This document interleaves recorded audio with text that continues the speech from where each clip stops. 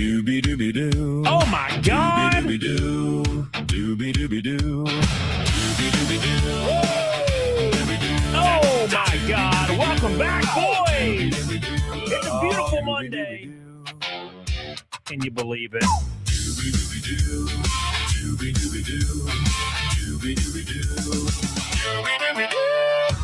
Welcome back, boys. I'm so excited to see all you beautiful faces in chat. We're going to have a lot of fun. It is a Monday. Monday's so fun.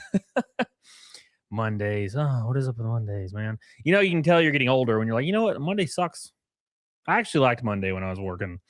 But I had a weird, I worked Monday, Tuesday, Thursday, Friday, Saturday. That was my schedule when I worked in the real world, when I had a real job and wasn't just a bitch on a camera. Razzle dazzle for 100 joules. Love you, buddy. Appreciate you, brother. We love you, dude. Thank you, man. So we're back and we got so much to talk about. Oh my gosh. So many people watched my Halo stream. I don't do game streams very often. Okay. And if you've been here long enough, you probably remember a time where that's all I did because I didn't know what else to do. You know, it was the early days.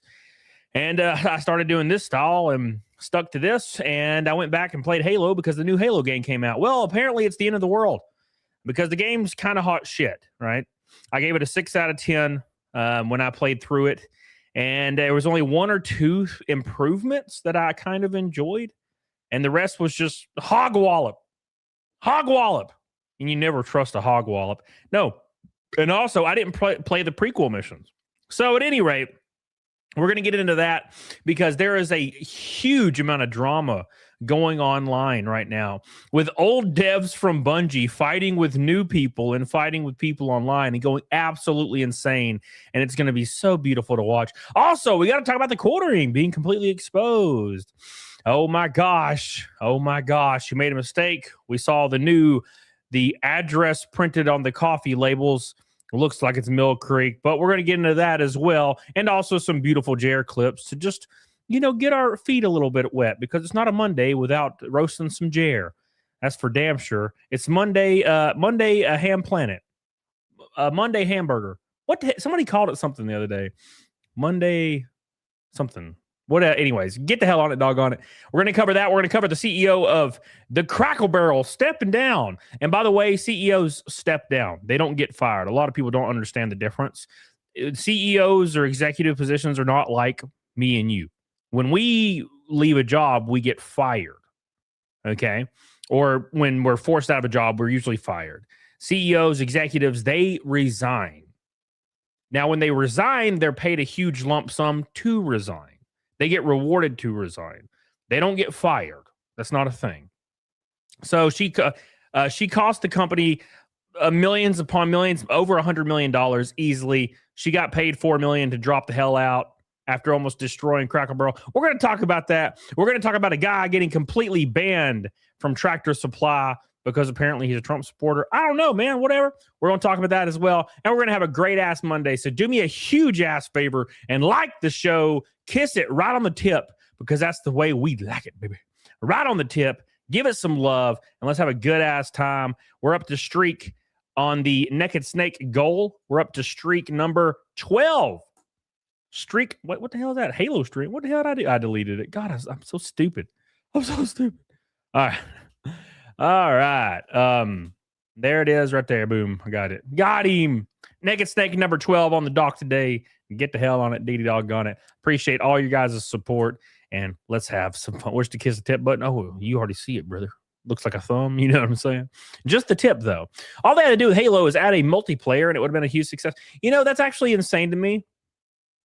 Fired Up Gaming, that's insane to me. Because if the Halo campaign evolved, had a multiplayer, and just like a basic bare bones multiplayer, like where Hang 'em High and Beaver Creek and Coagulation or whatever they call it, Blood Gulch back then, if they had all that stuff in there and then they just patched a few of the things that were plaguing, you know, the current, because you can tell right away that they use some kind of AI filtering because when you run, there's this fuzz that comes off of your gun and there's fuzz everywhere, like almost like a motion blur. But it's like pixelated fuzz and you can't turn it off. And I was confused with me.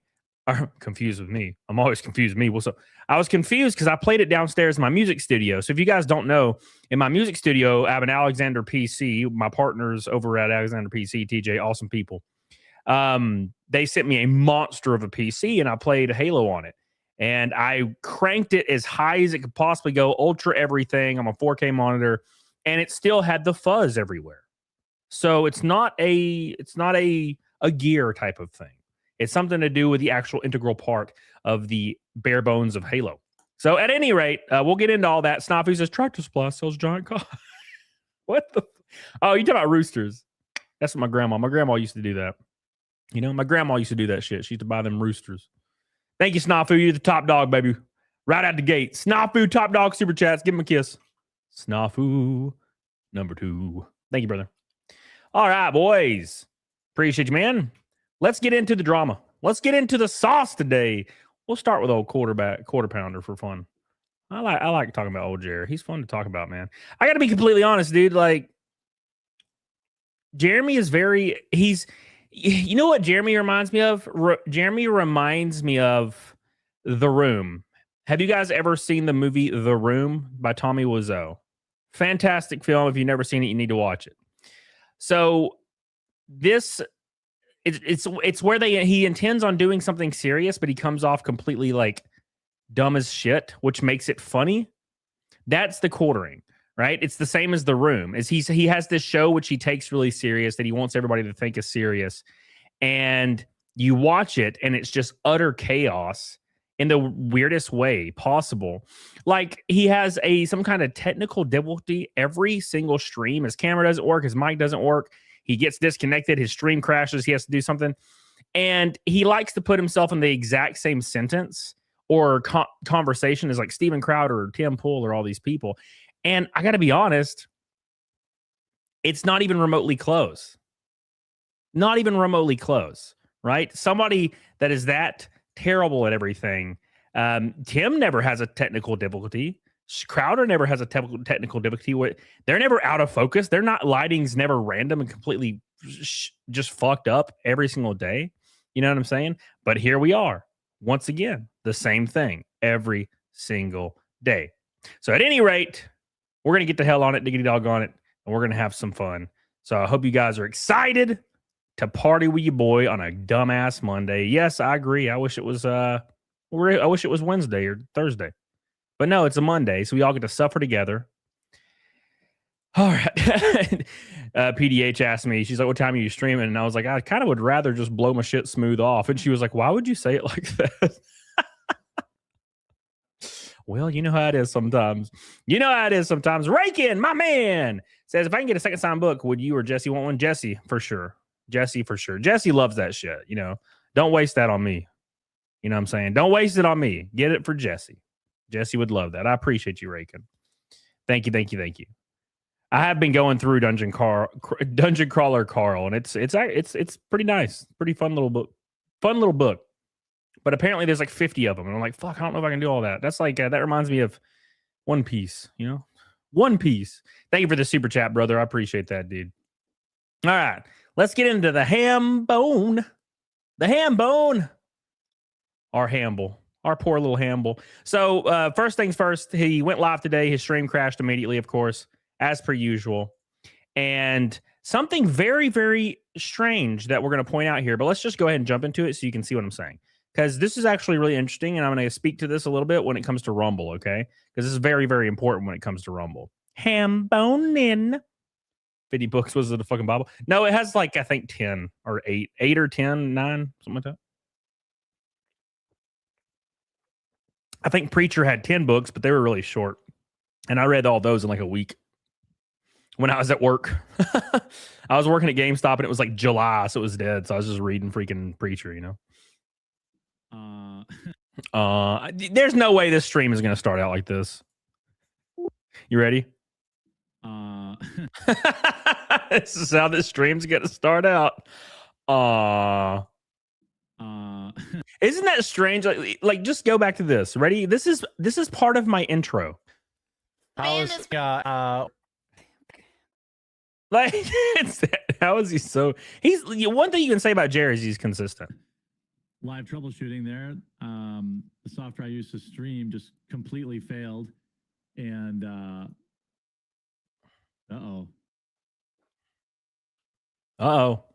Uh-oh. Uh-oh. Emergency alert, severe. National Weather Service, severe thunderstorm warning in effect till 2:30 p.m. Take shelter in a sturdy building away from windows. Flying debris may be deadly. It's like you could actually unironically make a drinking game, and it would actually likely be fun. But the issue is Jeremy streams at like 2 p.m. right? So it would be hilarious if he streamed at 10 p.m. on a Friday, and everybody could pull up their shot glasses, and every time Jeremy says, "How was your weekend?" or "How was your day?" right? Or he says, you'd be fucked. You'd be dead in 5 seconds. Or if he talks about the weather. Right? You ever talk to somebody, like, let's say you're married, and your wife wants you to go out to some kind of work dinner or some bullshit. Trust me, I have to do this shit all the time. PDH drags me to all of her work shit, and it's all these extremely successful engineers and my dumb ass. And they're like, "What do you do?" And I'm like, I do YouTube. For a while there, I just said I race the NASCAR. At least they know what that is, kind of. At any rate, but that being said, when you talk to those people, like, they're always like, it's the small talk. "Oh, what'd you do this weekend? Oh, how's the weather? Oh," and I'm like, what the fuck? Do you not have a personality? Shit. I don't even like Dungeons and Dragons, but talk about that. We can joke about rolling D20s and shit. It's a natty 20. Let's go. I know what that means. Roll for dexterity. Yeah. Fuck it. Let's just have some fun. How's the weather? I'm out of breath because I'm so fucking large. So deliciously huge. Oh my gosh. Is that the first gold boy from Roarcast? What's up, brother? How you doing, dude? He's back. Roarcast is back. What's up, dude? Roarcast. All right. Emotional Support Chat says, I had a girl over to watch the room still cracked. Well, of course. Dude, I don't want to derail the stream. Okay. But I used to, when I was in 2017, I was on Tinder like every day. Because, I was single and I was in real great shape and I was really jaded at the time. So I was just matching with girls every 2 seconds. And I would just ask them to come to my house because it was like a law of averages thing. You're talking to 10 girls, ask 5 of them if they want to come hang out on a Friday. 2 of them will say yes, pick the best one. And they would come over and I would always make them watch The Room. Always make them watch The Room.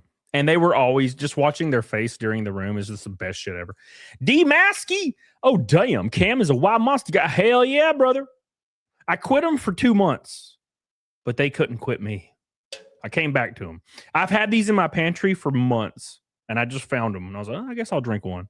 Because Art the Clown was like, I told him today I was really drowsy, and I didn't know if I could. I didn't think I could do the show on a Monday. I'm just so drowsy, and for no reason, by the way. I've been cleaning out my garage and reorganizing my whole house, but still, it's not like that hard of work. It's just carrying shit around. But I've just been drowsy, and I was like, I don't think I can do it. He's like, drink a wild monster, bro. I was like, no. Roarcast. I'll race the NASCAR. Thank you, brother. I appreciate you, dude. Shout out to the gold boy. We're a pink, or orange, and a red from a rainbow night already. My man. Make sure you guys do me a huge favor and like the stream. We're going hard. We're going hard, baby. I buy the packs of White Monster at Costco. Remember when they were $29 at Archias and now they're $50? That was a good time. Great. Neat. You know what? The Quartering seems like the kind of guy that's afraid of weather. Like afraid of tornadoes. You ever meet people that are like irrationally afraid of tornadoes? And they start panicking and like crying when there's a tornado warning? Bro, I grew up in the deep ass South. There was tornado warnings every day. I just went back to sleep. Because if the tornado gets me, then at least I ain't got to pay my mortgage no more. If it takes me, brother. It's my time. I don't give a fuck. But I have friends that literally will go down to a shelter and like have a panic attack. And I'm like, what the fuck? This happens like once a week. What the hell you doing, brother? But to be fair, he's like afraid of flying. He's afraid of leaving his house. He has agoraphobia. Is that what it's called? Like he can't leave his house without like shitting his pants and having a panic attack. Kind of like there's a lot of women like that, but he has a lot of effeminate traits, so that makes sense. I had to just completely reinstall my software. Am I coming through okay? You guys can hear me okay? Professional streamer, by the way. You'll never see this out of Tim Pool. You'll never see this out of Crowder. You never see this out of Dan Bajagabino.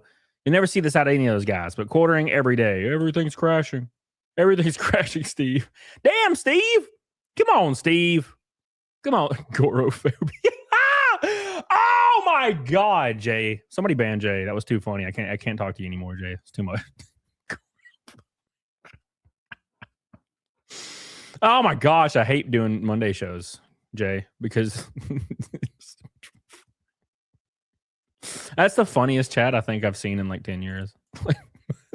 Gorophobia. Oh. Feels quiet, but Jack, yeah, it feels kind of quiet, but Mike, chat Mike, there. I think it's picking up the right mic. Okay, that's fixed. You don't have a mixer, brother? I have a dude. Listen, I gotta be honest. Let's get real for a second. I'm a tiny ass streamer. I'm a tiny bitch ass streamer. Tiny channel. I have an entire mixer to my left with all my levels and my priorities set with my compressor and everything. And before I ever go live, I make sure all my priority is set. So no matter what, when I go live, you're going to hear my dumbass. Now, sometimes when Jesse's on stream, you don't hear it because I have her muted. Because I have every line muted. I don't even have mics plugged in, and I have every line muted except my main line. Always. How does this some bitch never get this shit right? Jesus, brother. What other problems can I fix before my house blows away in a tornado? All right. Better audio, much better. Okay. Whew. That's a negative thing, though. Jeremy having better audio is a negative thing. It's a negative thing because then we have to hear him. I just want him to peel off his hat. I want him to peel off his hat so we can see that smooth, spidery ass head. You know what I'm saying? You know what I'm saying? I mean, I have it in the thumbnail. This is a real picture. This is a real picture of Jer. Hold on. Where's it at? Yeah, there it is. And by the way, I made this in Photoshop. I didn't actually use AI for this. I think y'all be really proud of me. I didn't use... Now, I don't really use AI. I usually use AI only to upscale stuff. But no, I did this shit in Photoshop. Look at his scraggly ass head. That's a real picture, dude. This is a real picture. My God. Somebody call Turkey. Somebody call Turkey right now and get this man some hair plugs. Jesus. Yeah. Sydney, what's up, baby? Caught that cobweb comb over. Oh, my God. Just shave it, Steve. Steve, please. Oh, my God. Whew. Got the TikTok shop soundboard. I got a Procaster. Is that what it's called? Rodecaster. Thank you. Appreciate you. Just shave it, brother. Look at that man. He's a masterpiece. Roarcast with another go, boy. I'm from Iowa. Tornadoes are common. I died when you called him deliciously huge. What the fuck? Been watching a bet on and off when the casino's on break and need my fix, but you remind me of all my boys. Well, I appreciate that, brother. I am, to be completely honest, brother, I am a dumbass redneck man from Alabama, and that's all I am. All right? That's all I am. So I appreciate you. I appreciate you, brother. Just a normal ass, dumbass dude. Thank you, Roarcast. Phantom says, doesn't Jerry get tired of losing all the time? No, he doesn't. It's the thing. It's, you know what? It's almost like synonymous with law cows. Like, you know how when we talk about just what actually is a law cow, because a lot of people misconstrue law cow for being somebody they don't like. A creator I don't like equals law cow. That's not what it is. A law cow is somebody who denies, deflects, and crashes out. Right? That's what a law kill is. And then it goes a little bit further. You know, they strike people. They try to get people deplatformed. And they champion free speech while trying to silence everybody around them. Right? That's what a law cow is. And I think what is also synonymous with lol cow is humiliation fetishes. Like all lol cows have this weird humiliation fetish where it's almost like they enjoy fucking up and getting roasted for it.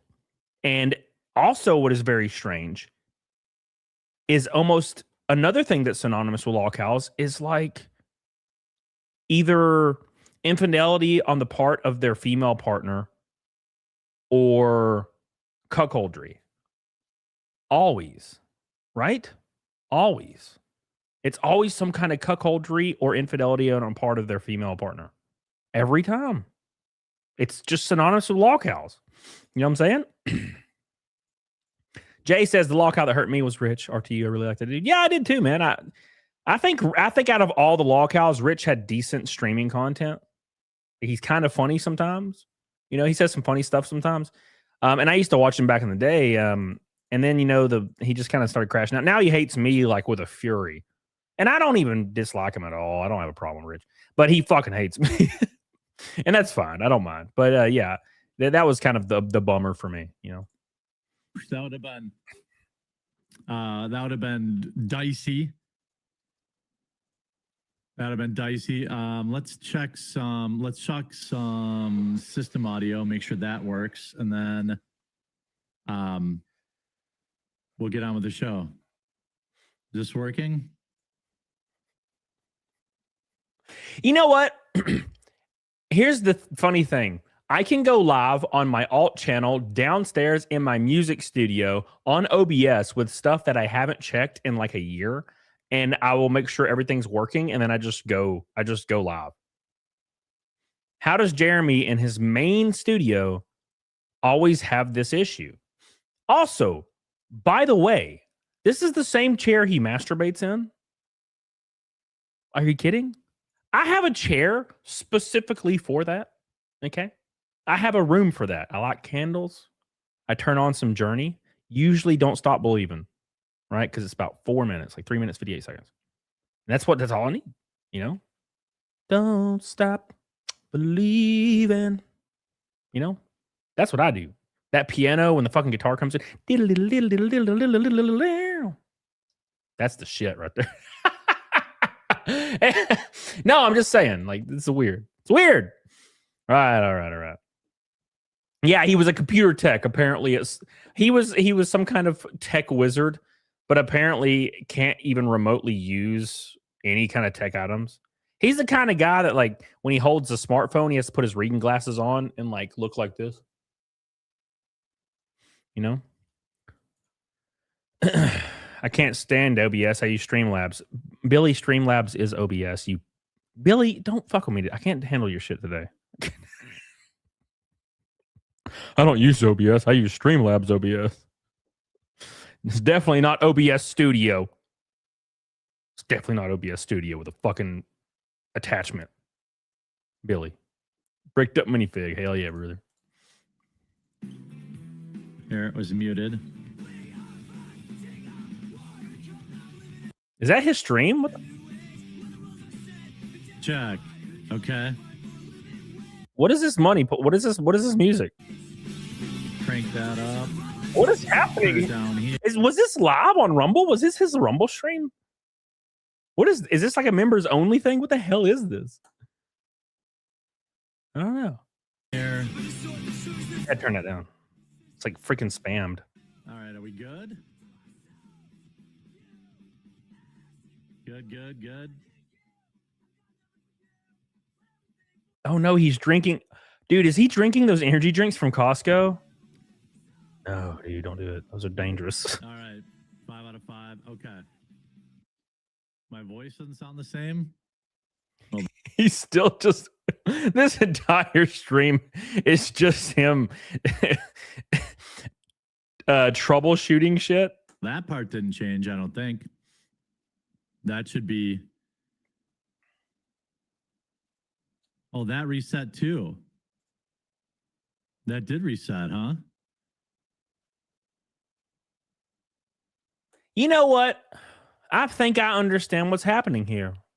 I see what's happening here. You're face to face with greatness and it's strange. You don't even know how to feel. It's adorable. It's nice to see that trolls never change. You know what's happening here? I think I realize that Jeremy is one of those people that puts off stuff until the absolute last possible second, and then he just wings it. Like he probably rolls out of bed 5 minutes before the stream, throws on his hat, and that's why his hair is always fucked. Okay. And he hits go live without checking anything because he's just trying to fucking just do it and get it over with because he hates it. Right? He hates it. I mean, he said that. He said he hates streaming and he doesn't want to stream anymore, but he has to. And the reason he has to is because of money. Uh-oh, my graphics card's dying. Oh, no! Well, let's see how long it goes for. My 3080 is going to die, isn't it? I'm getting the dreaded neon green pixelation all over my screen. It's getting worse. Ooh, this is going to be interesting. Oh, well, we'll see what happens. At any rate, yeah, my screen flashed, and now I have little green dots flying everywhere, like specks. It's my GPU's going. Damn. Well, we'll see what happens. Anyways, but at any rate, yeah. So he waits to the last possible second to try to do anything. Rip. He said he doesn't like streaming, but he has to do it. But Rumble no longer does deals. So I talked to the CEO of Rumble like a month ago, and he was asking me to use Rumble Studio because I made a tweet because on my first month on Kick, okay, shout out to Kick. My first month on Kick, I made $3,000. $3,000. That is insane amounts of money for your first month on a fucking platform. I got partnered like 4 days in to being on Kick and made $3,000. So I made a post and I was like, fuck Rumble. I've been on Rumble freaking 5 years and nothing happens. And I'm on Kick for 2 seconds and the chat's moving. It's going crazy as shit. It's a great time. Kick is awesome. So I made that, and the Rumble CEO DM'd me. I shit you not. He DM'd me and said, what can we do to keep you? And I was like, money. I didn't say it that way, but I said it's money. And I was like, hey, I race. Maybe we could do a car. Get me a salary, do a car, race. We'll have a Rumble, you know? And he said they don't do that anymore. All they do now is they offer you exclusive ad reads that pay an extremely high rate, right? And he says that's what they offer all of their old partners now. So basically what happened is Jeremy got a deal to read ads on Rumble for their highest ad read amount, which, to be fair, is still nowhere near what Rumble was paying lump sum. Rumble lump sum was like $400,000 per year or per 2 years contract. Right? $400,000. That was the going rate if you were a large creator. Like if you were getting a couple thousand concurrent, like let's say 10,000 concurrent on YouTube, and you had a very strong audience, Rumble would pay you $400,000 for a 2-year contract. That's usually what they did. He told me they don't do that anymore. He told me that they offer you giant ad reads that pay around $600 to $900 per ad read. And then they'll put you on the front page to increase your viewership number so the ads pay more per viewer, right? So that's what Jeremy's doing. Jeremy has to stream on Rumble to do the ad reads or else he loses everything. Also, by the way, I saw on Don's channel that TheQuartering is also apparently looking for a job now. He's getting back into the job market. Because he has to. And I know we've talked about this. And a lot of you probably don't realize this because you don't have the same kind of lifestyle. You know, neither do I. But I've had a pretty high nut before because of racing. So here's how this is playing out. TheQuartering was financing probably 25 things. And he pulled out equity of his house of like $200,000 or $300,000, or like a HELOC loan or whatever the hell they're called. Of like $200,000 or $300,000. I think it was $200,000. It increased his mortgage to $10,000 a month. And he also has like 10 things he's financing. So his monthly nut was probably $25,000 a month, meaning he needs to make $600,000 to $700,000 a year. And he's not. He's probably making $5,000 a month maximum. So he needs these ad reads. because he needs to at least get to his mortgage. And that's why you can see Jeremy selling everything. He's selling everything. And people that have been there recognize this. I've been there, man. Right? Like in the heat of my racing, fucking, I was in between 2 sponsor payments and I was like, fuck, I got to sell this car I have sitting around like right now. I have to sell it so I can pay my bills, right? We've all been there where you had to sell something you didn't want to sell to make ends meet. And we recognize that, okay? The Quartering's claiming he's just downsizing, but he's selling everything. And there's a reason for it. And it's because his monthly nut is insanely high right now. And he can't keep up. Alter B says $10,000 mortgage. What the fuck? It's a serious mansion. Well, Foxbutt says you read doing the stream with Cindy Watson. No. What? No, she's great. Alter B says 10K mortgage. So it wasn't originally a 10K mortgage, but he took out like $200,000 against his house, like a HELOC loan. So he has to pay that back. And then you refinance your house or whatever. I don't exactly know how it works, but you guys get what I'm saying. So, at any rate, Roarcast says his goon cave has to be in the bedroom so he can keep an eye on the bull. Oh my God, brother. Oh my God, brother. Well, also he doesn't want to walk very far because he's a big old boy. He's a big old boy. Hell yeah. All right. Thank you, Roarcast. Love you, buddy. He's the new top dog. My man. Roarcast. Anyways, let's continue, guys. I got off on a tangent, but that's basically what's going on here. Are we okay? Check. I'm not okay. Everything just fell apart. Audio good. Is my my bass back?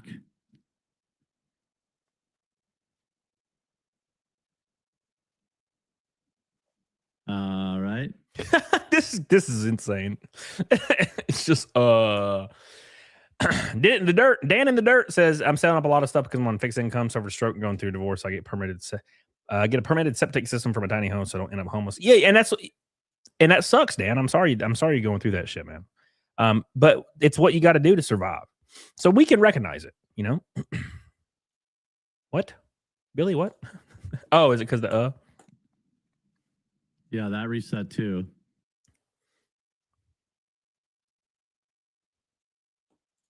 Is this the clip? Oh, the clip's over. Thank God. That one sucked. Oof. All right. My graphics card's about to explode. Like 40% of my screen is just pixelation. It's like green pixelation. If any of you have ever had a memory or a graphics card die, you know exactly what I'm talking about. All right. The whole thing is really bizarre to me. By the way, how was everyone's weekend? I know we kind of got off to a little bit of a hectic start here. Take a shot, everybody. Take a shot, everybody. Mostly because my software crashed immediately before going live.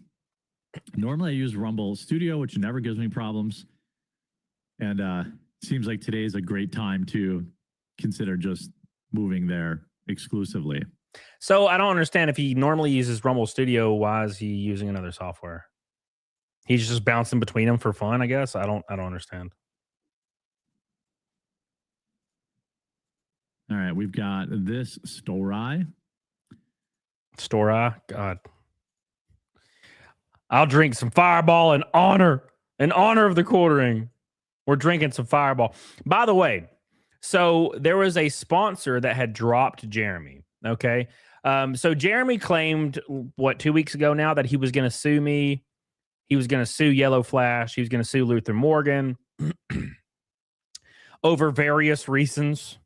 He implied that we were like either personally going through his garbage and doing all kinds of stuff, which wasn't even, it was a different guy. It was the realist that claimed that, or joking around or whatever. And he claimed that it was either us or we were sending people to do it. Like we were sending people to harass him. So he claimed he was going to sue me as a result. And then also he said he lost a sponsor and was that was actionable, like a provable damages, right? That he lost the sponsor and that he could sue me as a result. Well, that being said, the sponsor he lost was called The Kids Guide. And he's still doing ad reads for the Kids Guide on his Rumble. Now, is this a problem where Rumble, like, they have to continue doing the ad reads for Kids Guide just because it's like integral in Rumble Studio? Like, they can't stop Jeremy from doing it because they would have to take all their ads off of all of Rumble. That's what I'm thinking. Wanted Flash to put him on the show if he did go through the garbage, bro. I want to. I just want to see. I want to see Yellow Flash debate Jeremy or me, but not on my channel. On a neutral channel, not on my channel. Riley Martian was a brother. He's sponsorless. He's gay. Shout out to the Kids Guide for that. They've got a pretty cool offer. If you've got a dog at home, you already know they're more than just a pet. They're part of the family. They're your best friend. Well, it turns out America's founding fathers felt the exact same way. George Washington, Thomas Jefferson. He's so out of breath reading his ads. Like, he's out of breath reading.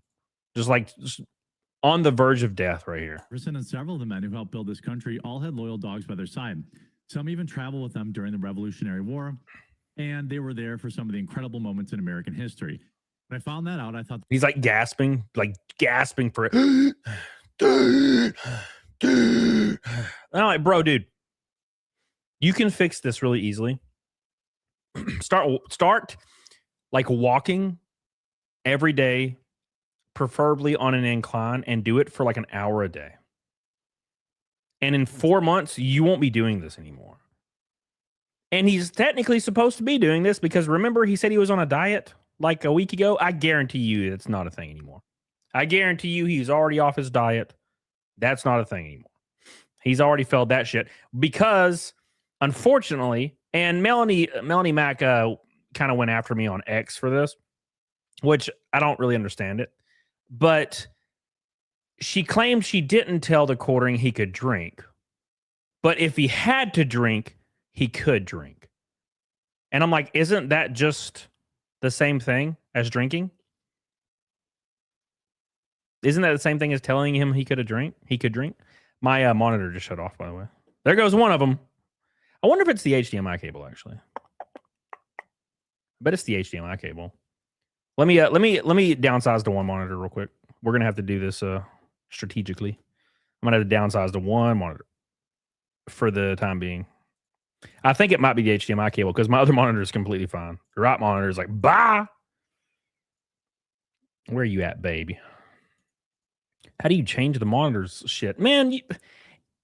I feel like Windows used to be like really intuitive and easy, and now it's like, there we go. All right, yeah, one monitor, bitch. Show. Wait, which one's monitor one? Okay, play only on one. Show only on one. Keep these settings. Thank you, baby. Hey, there's StreamYard. What's up, boys? Awesome. All right, cool. All right, we got it figured out. So, at any rate, that's what's going on. What's up, Tag? How you doing, baby? Says, not quartering again. I got a headache waiting on my root canal in the morning, and it's still so much more pleasurable than watching Jeremy.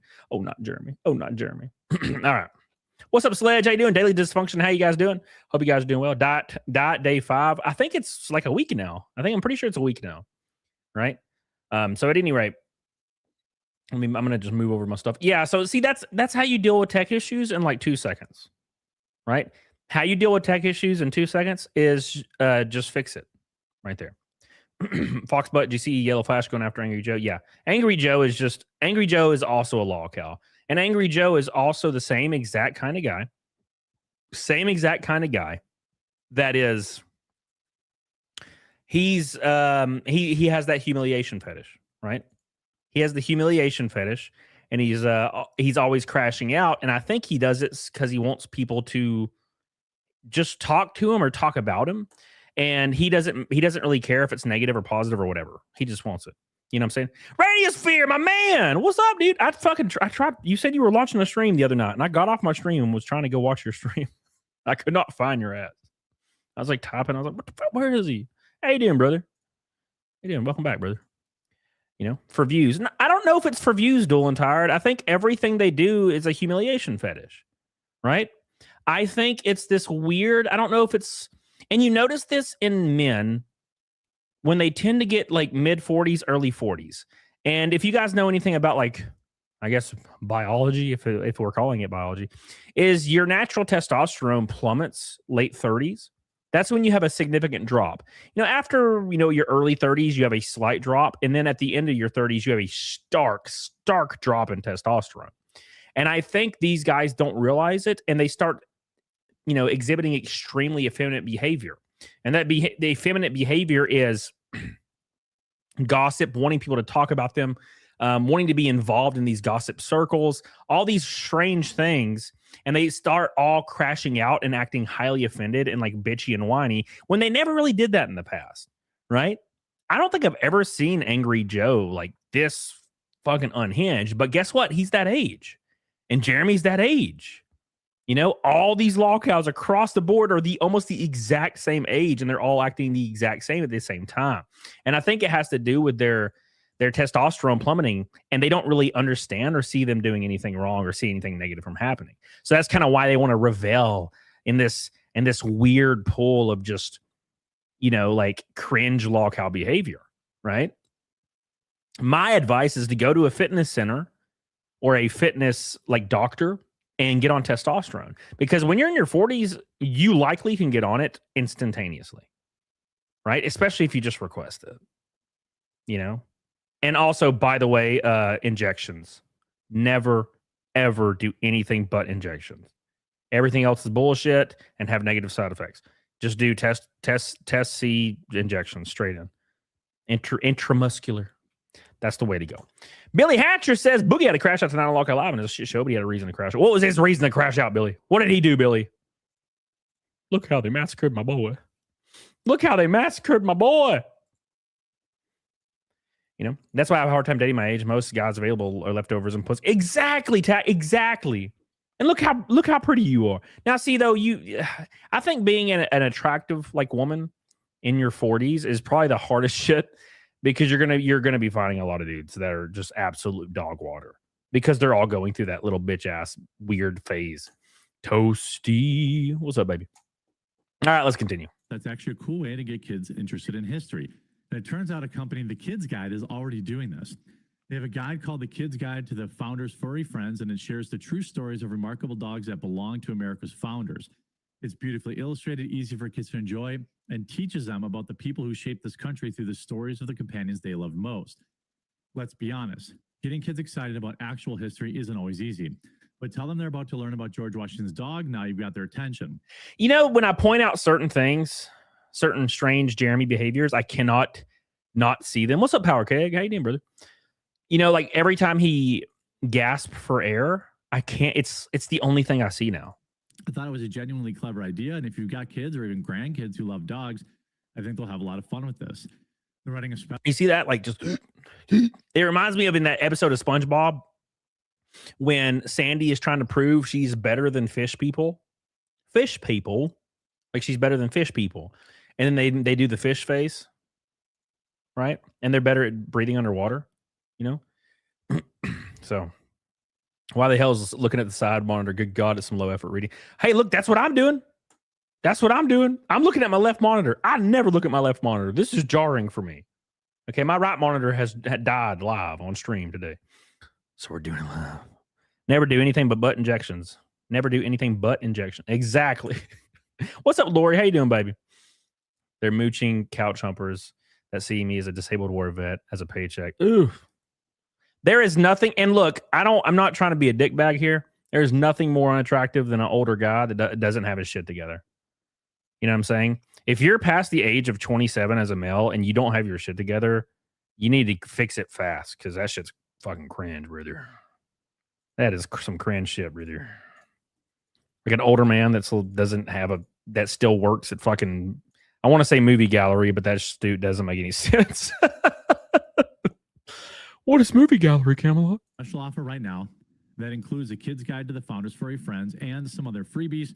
If that sounds like something your family would enjoy, just head over to freeusadoggift.com. That's freeusadoggift.com, or you can use the QR code on the screen. Just the whole thing is really bizarre to me. What is bizarre? Bro, he just went right back into what he was talking about. I don't even know what he was talking about. It's bizarre, you see. Bizarro. All right, next one. Next up. All right. Anyways, Charitard says, so men get mask pause? Yes, sir. It's actually something a lot of people don't know, but I think more people are getting privy to it. Men go through a similar thing. A lot of people don't realize how low your testosterone drops. Okay, when you're in your mid 40s, late 40s, your testosterone will drop to almost none. Right? Now you can go to a fitness doctor and they'll run a blood test and they'll say you have high testosterone.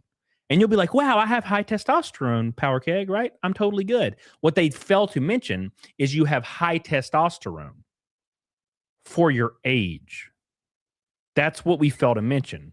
And high testosterone for your age could be almost 0 up to like 250, which is a fifth of what your testosterone was at when you were 30, right? Almost 0.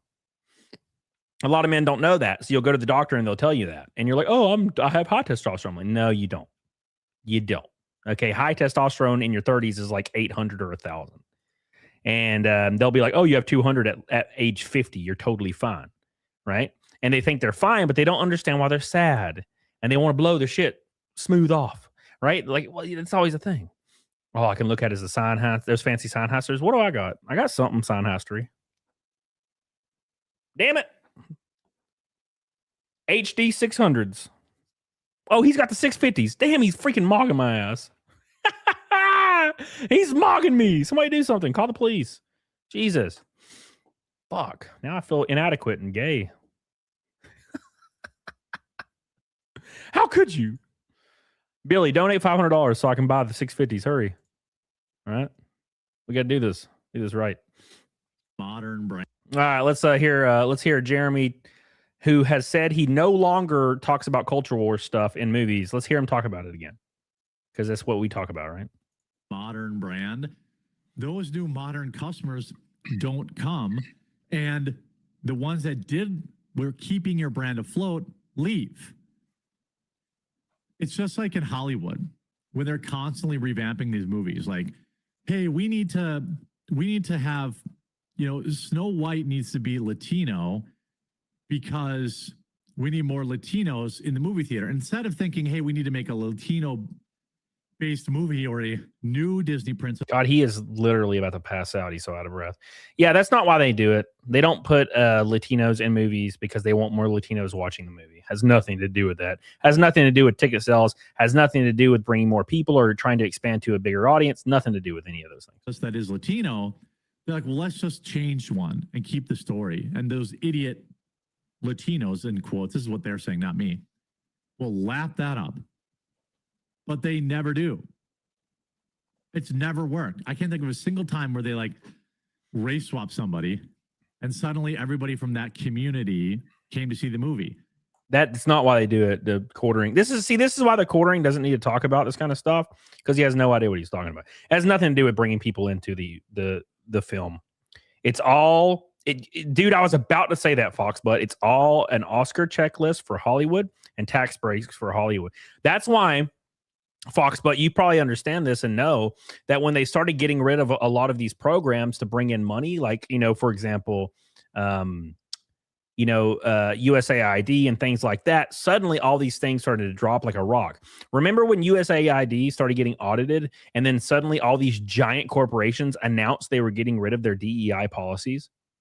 Like within a week, Walmart, Target, all these companies are like, we no longer do, you know what I'm saying? They got rid of all of it because they were no longer getting millions of dollars in tax breaks or grants per year for adhering to this strange government program that a lot of people didn't even know existed. Actually, most people didn't. I didn't. Shit. We had a thought, though. We had a thought that something was going on. Somebody's getting money somewhere, right? That's what it was all about. The movie companies weren't worried about losing money at the box office because they were getting $50 to $100 million on the front end from things like USAID, right? So, anyway. Yeah, exactly, Foxbot. Exactly. Or they make a beloved character LGBTQ, and that whole 2% of society makes the movie into a massive success. It doesn't happen. It doesn't work. They do this stuff for awards. They do this stuff because it is subsidized by programs like USAID and other funding down road or upstream. He eventually got to the point. That's the real truth of it.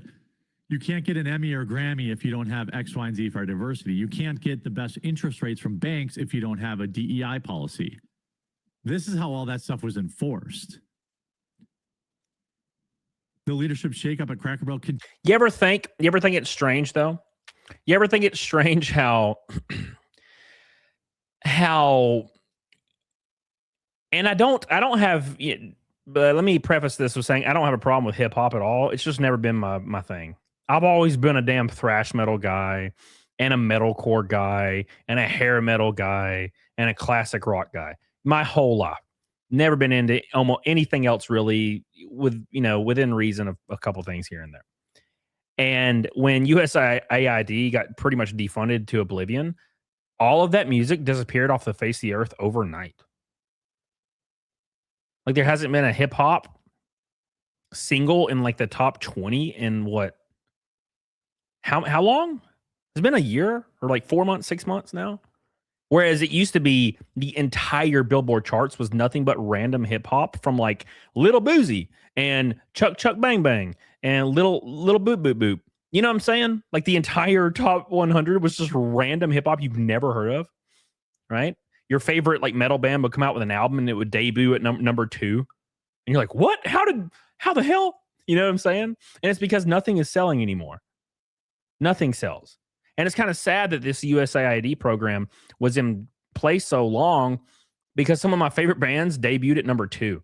And I'm like, no, give me a number 1 spot. Like I think Megadeth's maybe their last album, or was it Dystopia? It like debuted number 2 or 3. And I was so pissed. I was like, well, give me the number 1. I want the number 1, please. Anyways.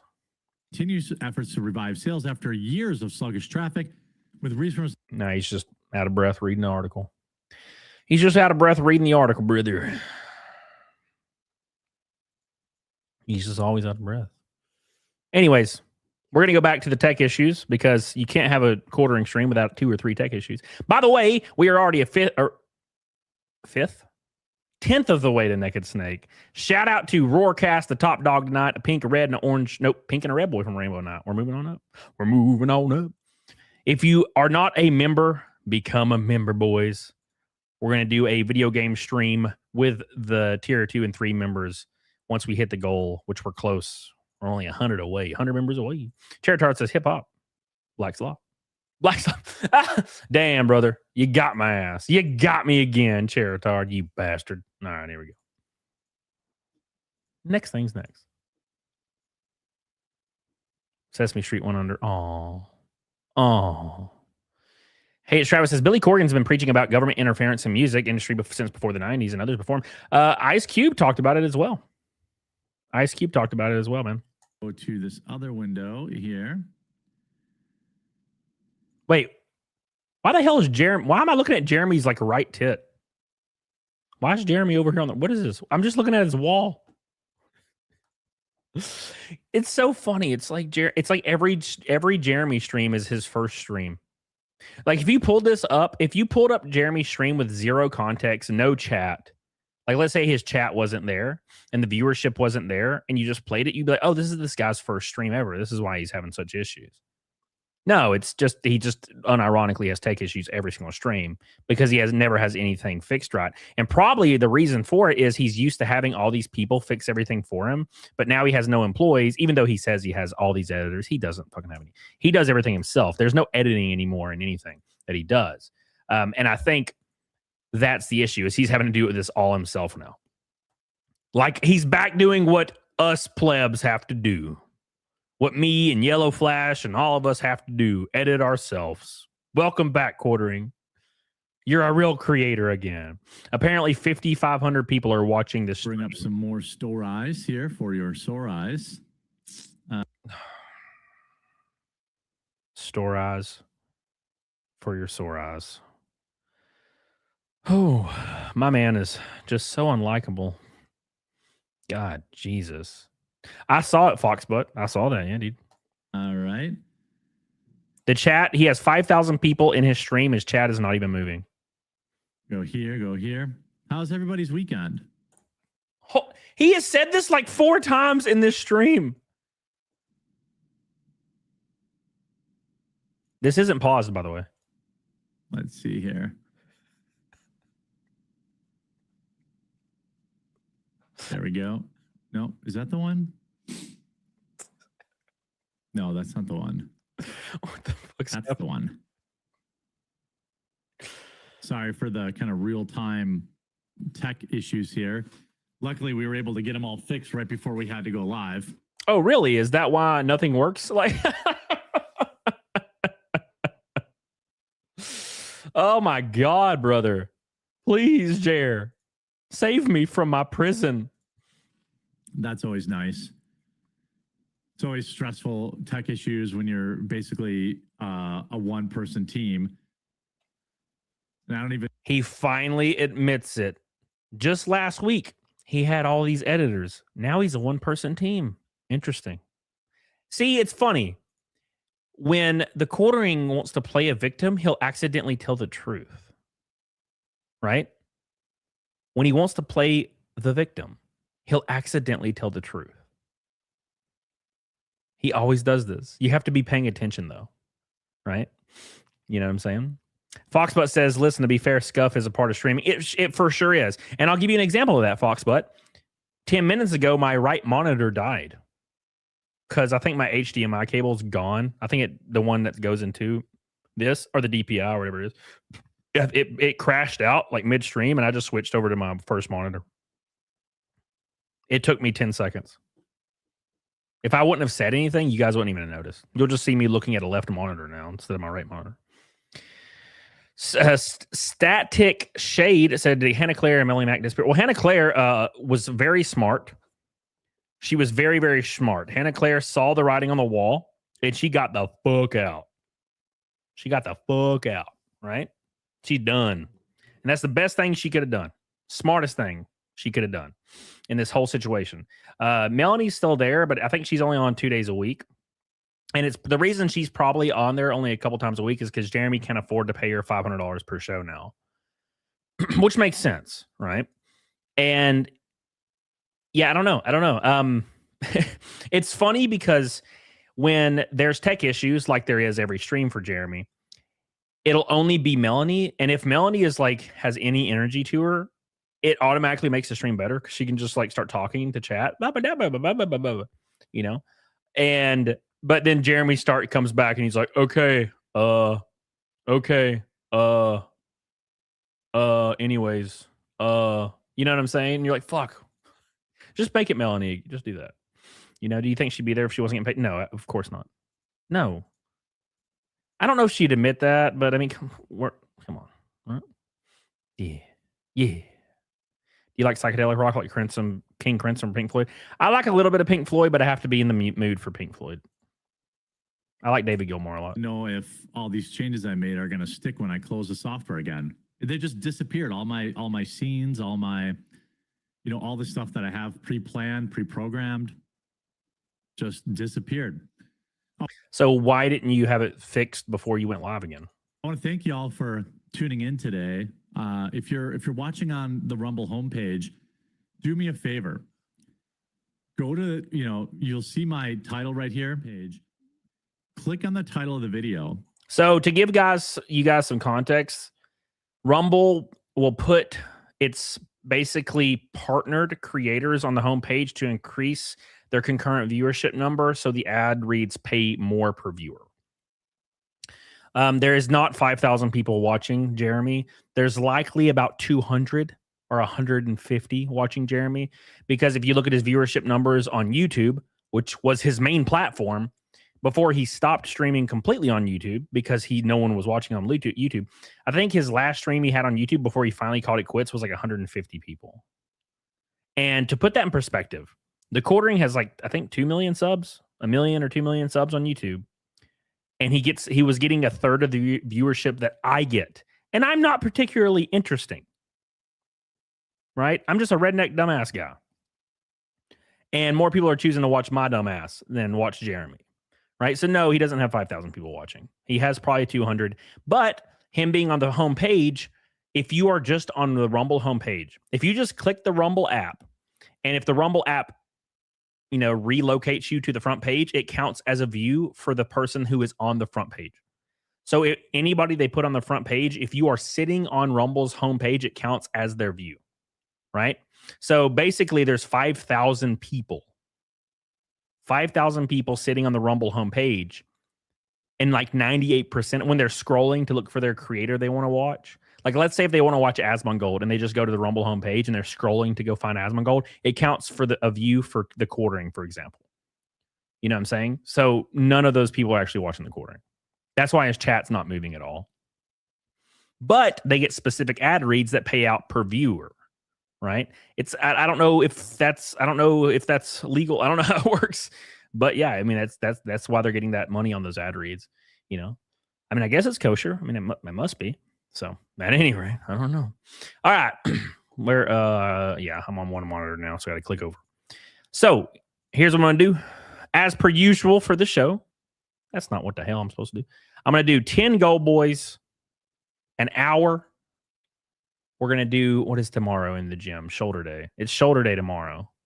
So we'll do a 100 push-up goal because I am competing with Jeremy in my own mind for a fitness. I'm on a rough diet right now to lose more weight than Jeremy loses on his big diet, and I don't have a lot of weight to lose. So last time we did this, you guys made me do 100 super chats, and I almost died. So whole day for shoulders and triceps. Charitard says felt bad for Hannah Claire after Temple fired over a graphics card. I don't even know what happened. Never even looked into it. What self-respecting Asian doesn't know how to flash back their rig? Shit, brother. Thank you, brother. Appreciate you, dude. Shout out to Charitard for a $5 super chat. Appreciate you, brother. Thank you, man. I love you, dude. All right, here we go. I thought they didn't re-sign him with the whole flagging thing with Keno. So Power Craig, just to give you some, you probably know more than I do. I don't know, but I was told by the Rumble CEO that they don't do contracts anymore. They don't do lump sum payment contracts. They do ad read contracts for Rumble Studio. So basically, if you sign a deal with Rumble, you get premium ad reads that pay a higher amount per concurrent viewership, and they'll put you on the homepage, which will give you a higher concurrent viewership, which will give you like $500 per ad read versus like $100 or $50. So that's what they do now, apparently. And hit the green follow button down below the video, and then get active in chat. Participate in chat. If you have to tell your chat to please start moving, something's off. Do you guys in my chat agree? Like, if there's no one talking in your chat and you have to please encourage people to talk in the chat to make it look like people are actually watching, something's wrong. You know what I'm saying? I don't have to do that. The chat just moves. I just, you know what I'm saying? And I'm not particularly a large streamer or anything. I'm very normal, very standard issued. I love reading the chat, and if you don't follow the channel, you won't get notified. Like I did a secret stream on Saturday that we had like 5,000 or 6,000 people for on a random Saturday. 5,000 or 6,000 people. Fuck off. It's kind of nuts. Please clap. It's kind of nuts. Please clap. Please chat. Clap for me. Please chat. Tell me I'm attractive. Hold on. It's kind of nuts. It's kind of nuts, guys. Kind of nuts. Is it kind of nuts? Kind of nuts? Nope. Just nothing. All right. I guess that's the end of the clip. So just make sure you follow it. Okay. It's free to do. All right. Let's go back to this story. A whole 45 seconds of nothing. Whole 45 seconds of nothing, brother. Damn, man. Damn. Look at all them tangerines. Go back to the tangerines. Yeah. Sometimes you feel kind of nuts. Sometimes you don't. I feel kind of nuts. Radius Fear says, as a highly sophisticated chatbot, I don't have to be prompted to respond. You better respond, motherfucker. All right? Radius Fear. Okay? You better respond or I won't watch your streams. Your future streams. Okay? And how am I going to raid you, Radius Fear, if you're not streaming? All right, here we go. So let's get to the coffee grift. We're going to the coffee grift. Next up, coffee grift, everybody. Coffee grift. Shout out to Aurora Cast, by the way. He's my boy. This is not a man that has a great track record. Okay. But let's take a look. A huge shout out to everyone who's supporting. Here we go for Coffee Brand Coffee. Whoa, you just said you lied to me. Radiosphere, you lied to me. How dare you? He lied to me. You don't have time to stream? Part-time comedian. What do you mean? A musician. What do you play, brother? Fuck, bro. I'm about to go trade in my I think I'm finally gonna do it. So I have a Randall Satan amp head. It's like 120 watt 2-channel Randall Satan. They've been discontinued for years and they're worth so much money for no reason. Why are they worth so much? So I'm thinking about taking it in and getting a brand new 6505 plus, brand new cables for everything, for my pedal board and everything. And getting a really, really nice attenuator. I think I'm going to finally make the leap. I love this Satan, but it can only do one thing, and that's chug, baby. And I do want to chug. I still want to chug. That's why I want to get the 6505 plus. You know, piano bass, compose, do sound design. Bro, we are like the same guy. We're like the same guy. I do all those things as well. My coffee company, Coffee Brand Coffee. You can just head to buycbc.com. It'll take you directly to our Amazon store. We will also be available on Walmart very soon. I'm roasting up our first order. I'm really excited about that. And then soon Target. So we're expanding rapidly. And then we'll be in Canada by the end of the year. So all my I doubt it. Canadian viewers will be able to get our products. So I'm in expansion mode, big and heavy. Need your help. Why do you need our help? To build up some cash to put through these giant new orders. That sounds real familiar. That sounds really familiar. Remember when he said he really needed some help and needed some cash to buy the K-Cup machine that he never bought?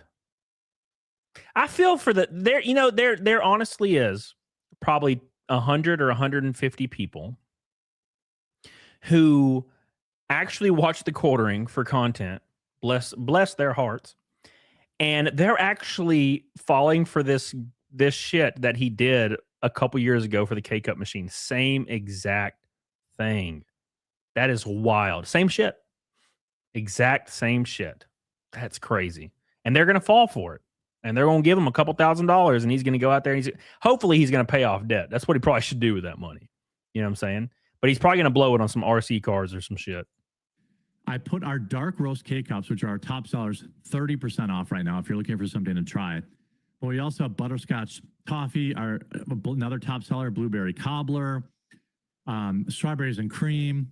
We have 100% real Kona. We have decaf double. By the way, Jeremy doesn't even drink coffee. Calf, a silky ultra dark roast.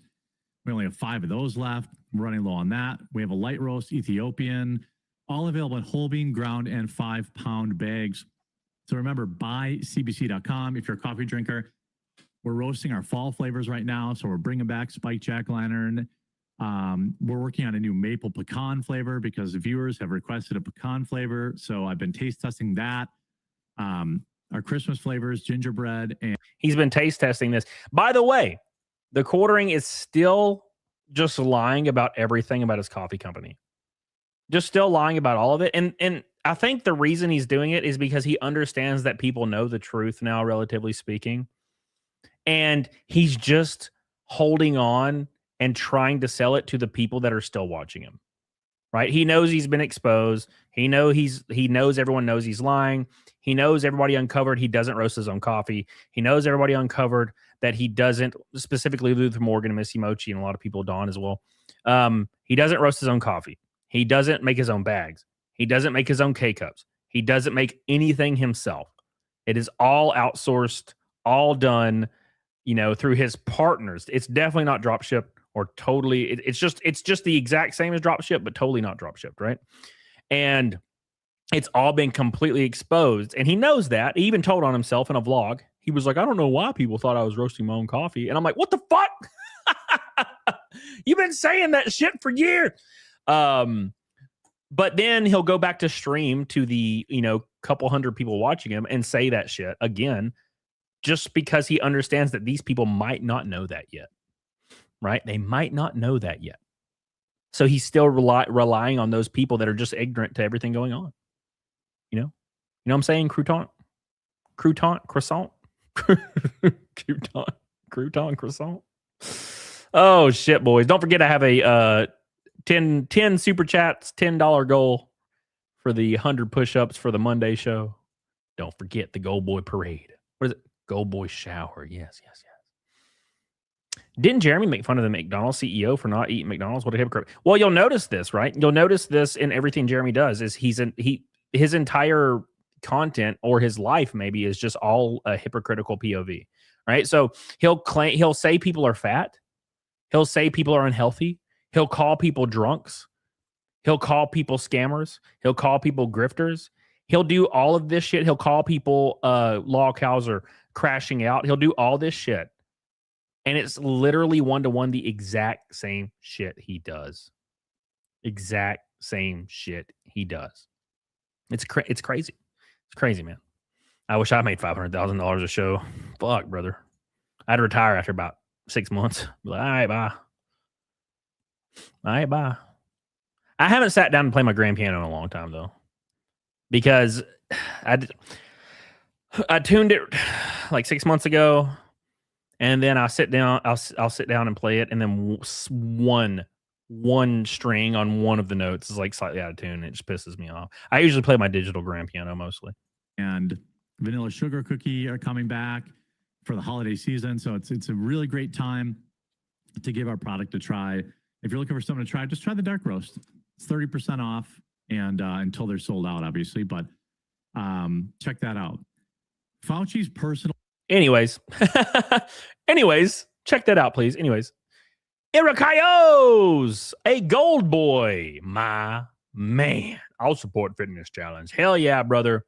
There's the first one. 9 more to go. Thank you, man. Appreciate you. We're closing in on the push-up challenge. Yeah. I mean, you said Jer can't do 50 push-ups. Jer can't do 5 push-ups. Jer might not be able to do 2 push-ups. Maybe not even 1. You know what I'm saying? What people need to realize is when you're doing a push-up, you're kind of doing like a bench press, you know? So if you weigh 180 pounds and you can't bench press 135, you're not doing a push-up. Because obviously you're in a position where your legs are planted, so you're not actually doing that weight. You're more doing like half of it. Jeremy weighs 400 pounds. He's not doing a push-up. Because that would require him to bench probably 275, and I can guarantee you he probably benches less than 90. Which is fucking crazy in my opinion. But if you're a man and you don't have some kind of disability and you bench less than 90, you got to figure something out because that's insane. Somebody's going to attack you in the street and you're just going to turn into goo when they touch you. All right, next one. Next up. Oh yeah. Oh yeah, didn't Jeremy like shit his pants on stream today? I don't know. I didn't see the clip, but it looked like it when it was muted. It looked like he shit his pants. Let's pull this up. I have video games named after me. Fauci bobblehead, dishes in restaurants named after me, and on and on. I'll be right back. Hold on 1 sec. Yep, he was shitting. He went to shit his pants. Let me go back here. Is that his roll?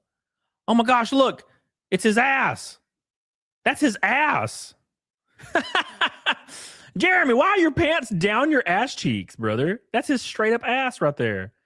And his boxers are pulled down almost below his ass. Oh my God. Look at the sweat marks on his chair. He has sweat marks on his chair. Look at that. You see that? Oof. It's gross. It's gross. Ooh. He's just straight up showing his ass to everybody right now. Look at them asses. Look at that big old ass. Got his little boxers hanging out. Yeah, he's shitting his pants for sure. Yeah. Yeah, that's what he's definitely doing. Keep in mind, Jeremy just said 2 weeks ago that he was going to have surgery on his knee and he was going to have to get a scooter to drive around in. And he's just hopping out of his chair at 1,000 miles an hour. I'll be right. Does this look like somebody that needed to get a rascal? God, he's fucking huge. Look at his body. Anyway, does this look like somebody that needed a rascal scooter? I'll be right back. Hold on 1 sec. I thought his knee was broken. Right back. I'll be right back. Hold on 1 sec. He said he was going to have surgery 2 weeks ago because he couldn't walk. Be right back. I'll be right back. Hold on. He just hopped up and just ran. Another one of those things, you know. He was just embellishing the living shit out of that. He was just embellishing the living shit out of it to try to get some sympathy points, right? It's crazy. Hell yeah, Dan. Hell yeah. He's so weirdly shaped. Well, I mean, that's what happens when when you have visceral fat for 20 years, you start getting shaped crazy, bro. You know what I'm saying? That stuff starts to sit in a really weird way. And there's almost no going back from it. You know, your bone structure and everything starts to change under the weight. You know what I'm saying? Shout out to Erikias for the goal boy. I appreciate you, brother. Appreciate you, man. 9 more goal boys until 100 push-up goal and a pink and a red till a rainbow night. We're up against Naked Snake number 12. No, number 13. Shit. Number 13. Hell yeah. All right, here we go. Just got to check. Just got to check here, boys. Okay, it's passed. Here he's checking his pulse. So Jeremy has this weird anxiety tick where he checks his pulse. Like all the time. He'll like check his pulse for some reason. Oh, that's at 2:15. Looks like we got a band of red coming through right here. There's a band of red over me right now. Some purple up here. He does this thing where he's like, people are coming after me, they're harassing me, and then he just like doxes himself live on stream. This is exactly where I am. We're not totally out of it yet. When will it pass? So it's coming right. It's hitting basically right now.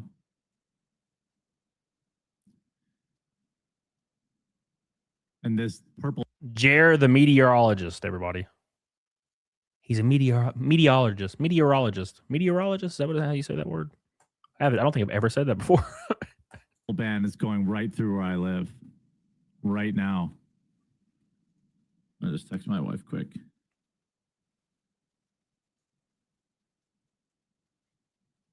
Do it live. We're doing it live. Okay. He's texting the bull. He's like, bring her home, brother. Bring her home, brother. It's now moved out over the lake where it might weaken before it gets into Michigan here. How did Jeremy lose 3,000 viewers in like a minute? Look at this supercell. This is the tail end of it. Do we have more coming? No. Okay. So it should clear up. If I get blown away live on stream, you know, make sure you buy some coffee for my wife.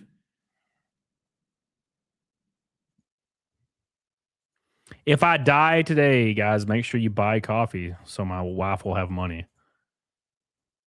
That's okay. All right. In terms of taking shelter, I mean, I'm already in my basement, you know, so. Jer's room is in his basement, by the way. He's not allowed to go upstairs for obvious reasons. It's about as good as it's going to get.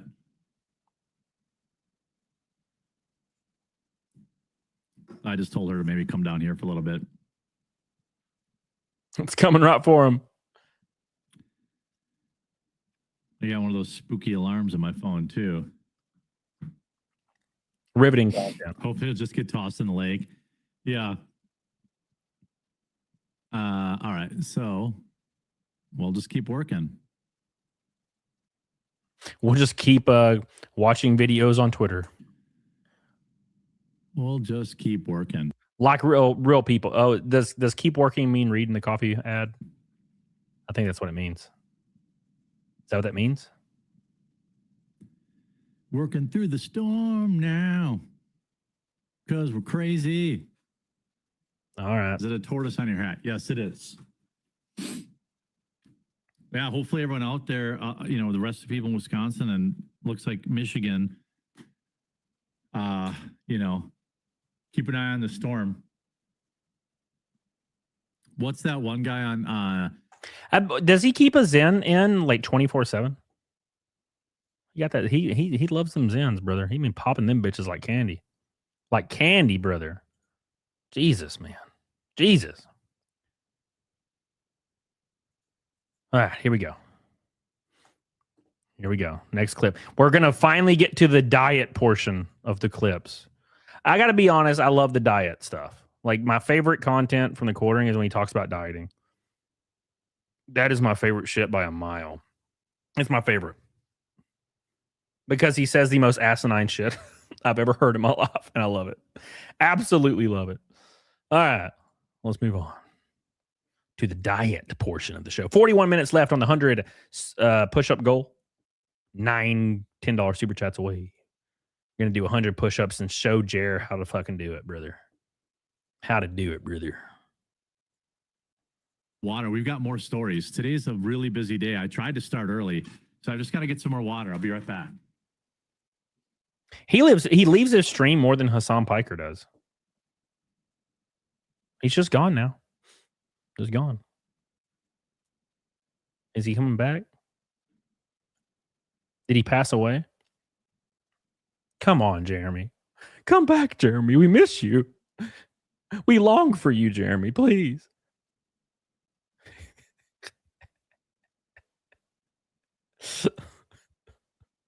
He's just gone. I need to zoom. Let me fast forward. There he is. He's back. Yeah, I'm back. And then he doesn't talk. I mean, what? Might as well just fucking leave. He gets back, doesn't talk anyway. It's fine. Fuck it. Coffee brown water. Yep. I slipped on my water this weekend. Like I'm supposed to be doing like 150 ounces a day. I was probably doing like 50 ounces. Talk about baby steps, right? Like, his biggest like sticking point for him on his diet is just drinking water. You know what my biggest sticking point on my diet is? Staying below 1,800, making 200 grams of protein, and making sure I weight train for an hour and a half minimum per day. That's my sticking point. Every day. He's like, I just got to drink some water, brother. The hardest working chair. The hardest working streamer in his chair. His chair is the hardest working chair for sure. Dan says he lost his YouTube channel, didn't he? No, he's starting to get striked by channels that he stole shorts from.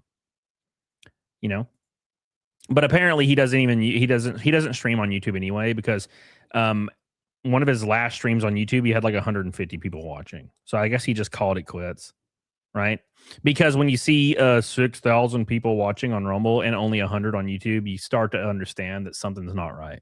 Because if you're entertaining enough to have 6,000 people, think about what that means, by the way. Having 6,000 concurrent, a lot of people don't realize how big that is. You can have a literal, like, cultural moment happening live, and that's what it takes to get that many viewers. You could be interviewing fucking Elon Musk randomly out of nowhere as a small streamer, and you would get to like 6, 7, 8,000 concurrent, and it would be like, it would change everything for you anyway, right? But we are led to believe that he has 6,000 people watching him just leave his stream and go get water and then talk about shitting his pants. I don't know, right? If you were that entertaining and that culturally relevant, you would have 6,000 concurrent. Your highest viewership, your highest viewed platform would be YouTube, by the way. It'll always be YouTube. At least for now. It'll be YouTube. So. Yeah, F&T gets 10, 15K concurrent. Yeah. Yeah, they do. 100%. And it's a huge show. And they've been doing it for years. And I could definitely tell the difference. Like 100%, I could tell the difference. Like, I was slacking on my water, so then my losses slowed down. Everything else slowed down. Losses? His losses? What does he mean losses? Like his cryptocurrency? What is he talking about losses? Talking about weight loss? If you're drinking an absolute metric fuck ton of water, you're not going to lose weight. You're going to have more water weight on you. Got to be hardcore mode all week long. I'm trying to lose 30 pounds by this wedding. I've got a wedding coming up in like 2 months. And I mean, 30 is probably pretty aggressive, but no, not at all. 20 would be good. 20 to 25 would be good. 30 pounds in 2 months at my size is doable. I weigh 180 and I could get down to 160 in 2 months. And when you are of normal weight, losing that much weight is way more extreme. Is that M-Bone? M-Bone? M-Bone. M-Bone. How you doing, brother? You know what I'm saying? I can lose that weight in 2 months. If you are 400 pounds, you could lose 60 pounds in 2 months. On a not even a really aggressive diet. You can cut down to 2,000 calories. I want to lose 25 by the wedding and 50 by the end of the year. 75 by my birthday and 100 by the end of next year. Wait, why is it? That doesn't make any. The ratio, man. The ratio. Hold on. The ratio is off here. The math ain't mathing. You want to lose 50 by December, which is 5 months away, but you only want to lose 100 with 17 months away? Shouldn't it be like 150? I mean, he has that to lose for sure. Right? He's telling people he only weighs 300, which is the most asinine shit I've ever heard in my life. I know guys that are 6'5" and they look like they're in decent shape and they weigh 280. Jeremy looks like an extremely morbidly obese person, and he claims he only weighs 20 pounds more than guys I know that looked like kind of jacked because they're 6'5". Yeah, okay. That is he. Art, you know me. Art knows me too well. You just want to talk about dieting. Yes, I do. You are right.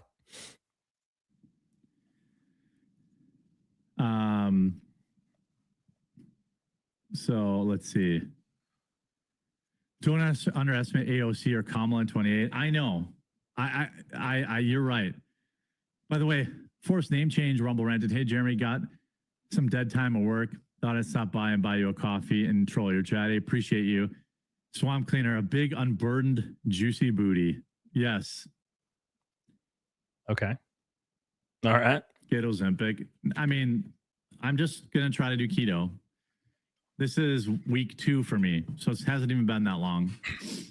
But I've been pretty good. I haven't cheated. I haven't, What would be cheating on a keto diet? Yeah. Weight loss usually starts out fast and slow. Yeah. Keep in mind, Jeremy's diet is eating eggs and bacon and ribeye steaks because it's keto. Yeah, I'm pretty sure I wouldn't cheat on my diet either if I was eating fucking juicy ribeyes and freaking bacon every day. Yeah. That'd be a great diet.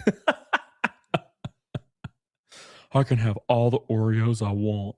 Yeah, no shit. Of course, it's totally fine. Don't worry about it, man. Oh, yeah, and he can drink White Claw, too, apparently. Brother. Just count your calories, man. Yeah. Jeremy could stick it. Jeremy could even go higher. Jeremy could stick his caloric intake cap at 2,000, his protein cap at 200, and his carbs at 80. And he would lose weight like drop it like it was falling off. And he would need to be active too. Because the most important thing is muscle mass. When you start accruing muscle mass, your metabolism naturally increases. Your testosterone naturally increases. These are all things you need to do. You know what I'm saying? It's all things you need to do. On after you get down in weight. Yeah, well, one advantage for me is I have so much to lose. I think the first 25 will be pretty quick.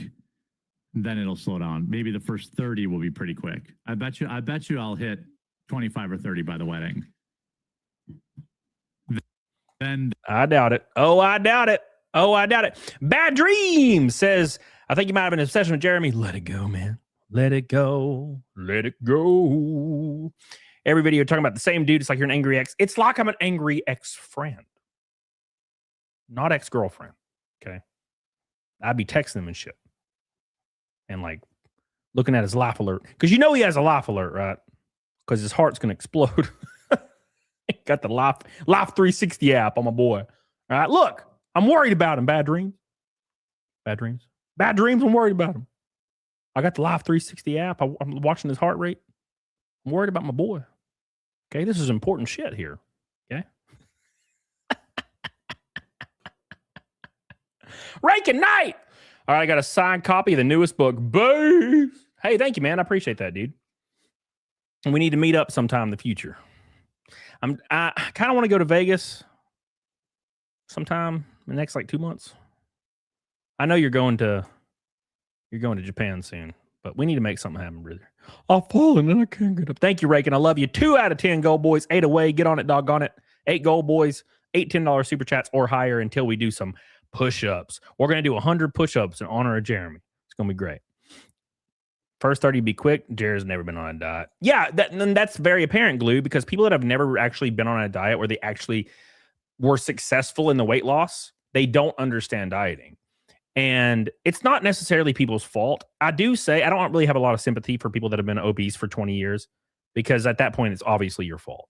But that being said, you can, once you do it successfully, you know how it works and you don't focus on shit like drinking water. And that's your main thing. Okay. It is very, very easy. Calorie in, calories out. That's it. Expel more than you take in. That is all dieting in is. It's that easy. You don't have to do anything else. Go lift, do some high intense cardio, count your calories. You'll get there, and do not cheat. You'll get there. But people that have never been successful in dieting, they have no like reference for comparison.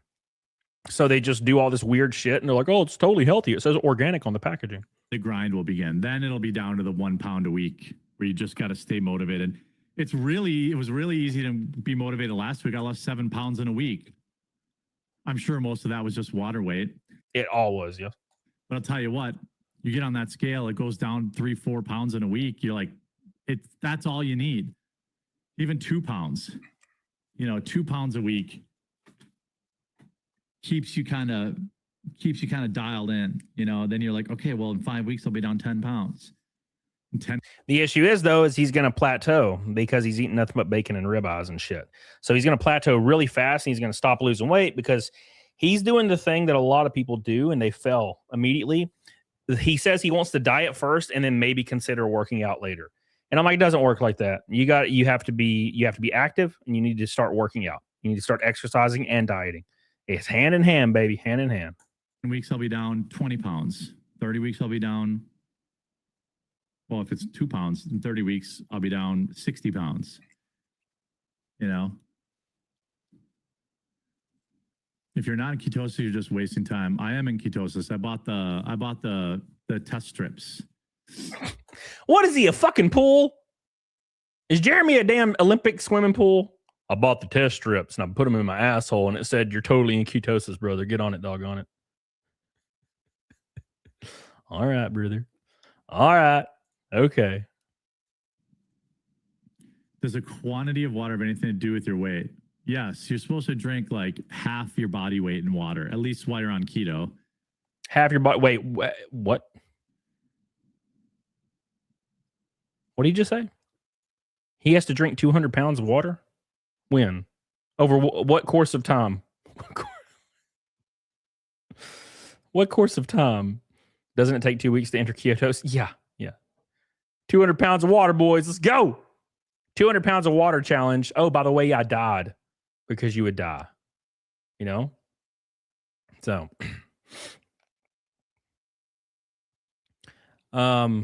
exercise raises cortisol, which blocks weight loss. Am I wrong? Yeah, you're 1,000% wrong. You're not even remotely right. Sorry, brother. Sorry. Nah, man. Whoever told you this shit, you need to fucking fire them. Fire them. Don't ever talk to them again. I weight train 6 to 7 days a week. I do cut diets every single year. I'm very, very, it's one of the things I'm really, really good at. No. Working out does not stop weight loss, brother. Increasing muscle mass increases natural testosterone, burns more calories, therefore making your output more than your input, which is the most important thing. Fire them. You should have to do a 30-day water fast to lose 30 pounds. You'd have to do a 30-day water fast to lose 30 pounds. I don't know. I saw Mr. Beast did that, and he lost all sorts of lean muscle mass, too. Is Jeremy worried about losing lean muscle? Did he just say he's worried about? He's not working out. Jeremy has no lean muscle mass. Is Jeremy worried about losing lean muscle mass? all of the muscle mass he has right now? Fire them, J-Boss. You fire them. You fired. I appreciate it, J-Boss.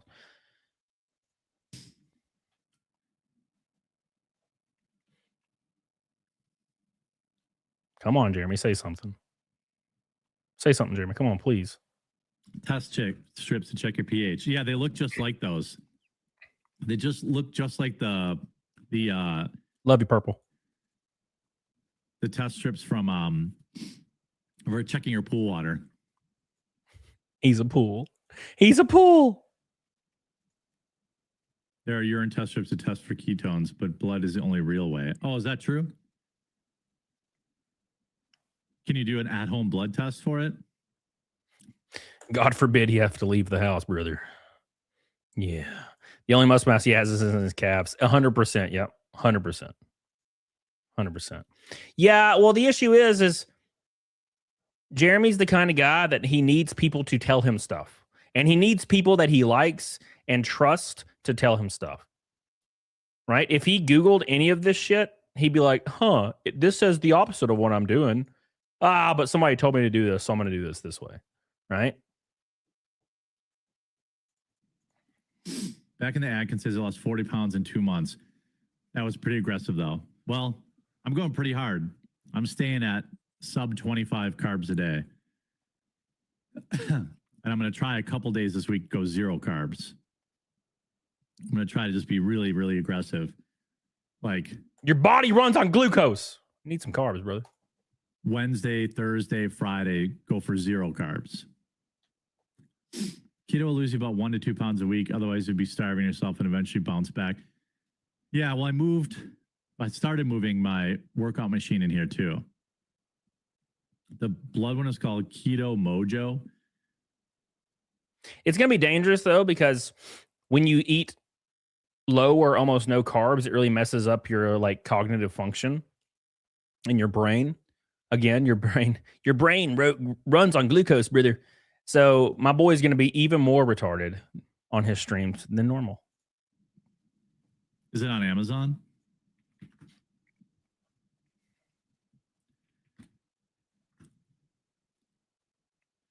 It is.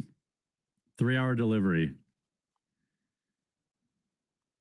Keto Mojo. There, I'll have it in a little bit.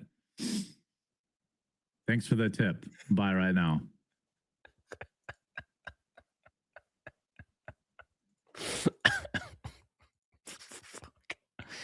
Oh. M-Bone says, what's the workout plan? Ain't none.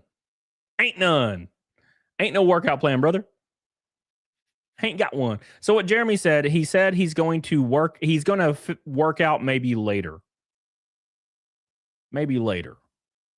Okay. Which I got to be honest, not the way to go. You should be weight training. The most important thing to all of this is weight training. If somebody tells you to try to start running, don't do it. Okay. Especially at this size. Weight train, eat well, output, input, carbs, expel more than you're pulling in. That's the end of the story. Keep your protein high. You'll be great. That's all you got to do. It's that easy. Don't cheat. A lot of people get told, a lot of really, really overweight people get told they can do a cheat meal every week. That is the worst thing you can do when you're that size. No, just don't do it for 3 months and then start working it back in. That's all you got to do. Easy. I'll buy it right now.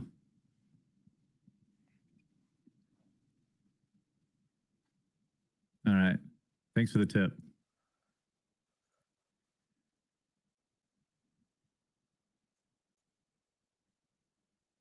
You prick your finger and you put in a small analyzer. Okay. There we go. I ordered it. He's just buying shit. Reagan says, why is it so hard for people to just eat the same thing for a few months that meets a certain calorie count? I don't know. That's the easiest thing. That is literally, it's that easy. A lot of people, though, that I've, worked out with or trained in the past, they literally fail at eating the same thing over and over because it drives them insane. Because a lot of people treat food as like a reward or a habitual ritual or like a daily ritual.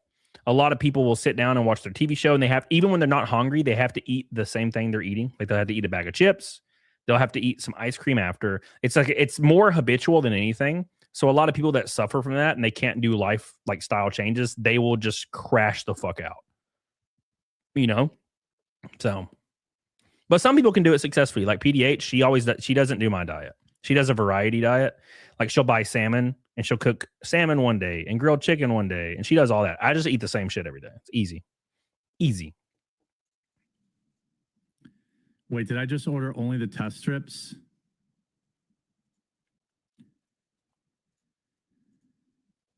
Yep, I need to order the GK meter. Shit. I only ordered the test strips. Riveting. Good thing you told me that. Riveting. So I need the GK meter. Got it. All right. All right. Okay. All right. Well, I paid $5 to get it delivered today, and now the meter won't be here till tomorrow. Okay. I'll give you an update tomorrow morning.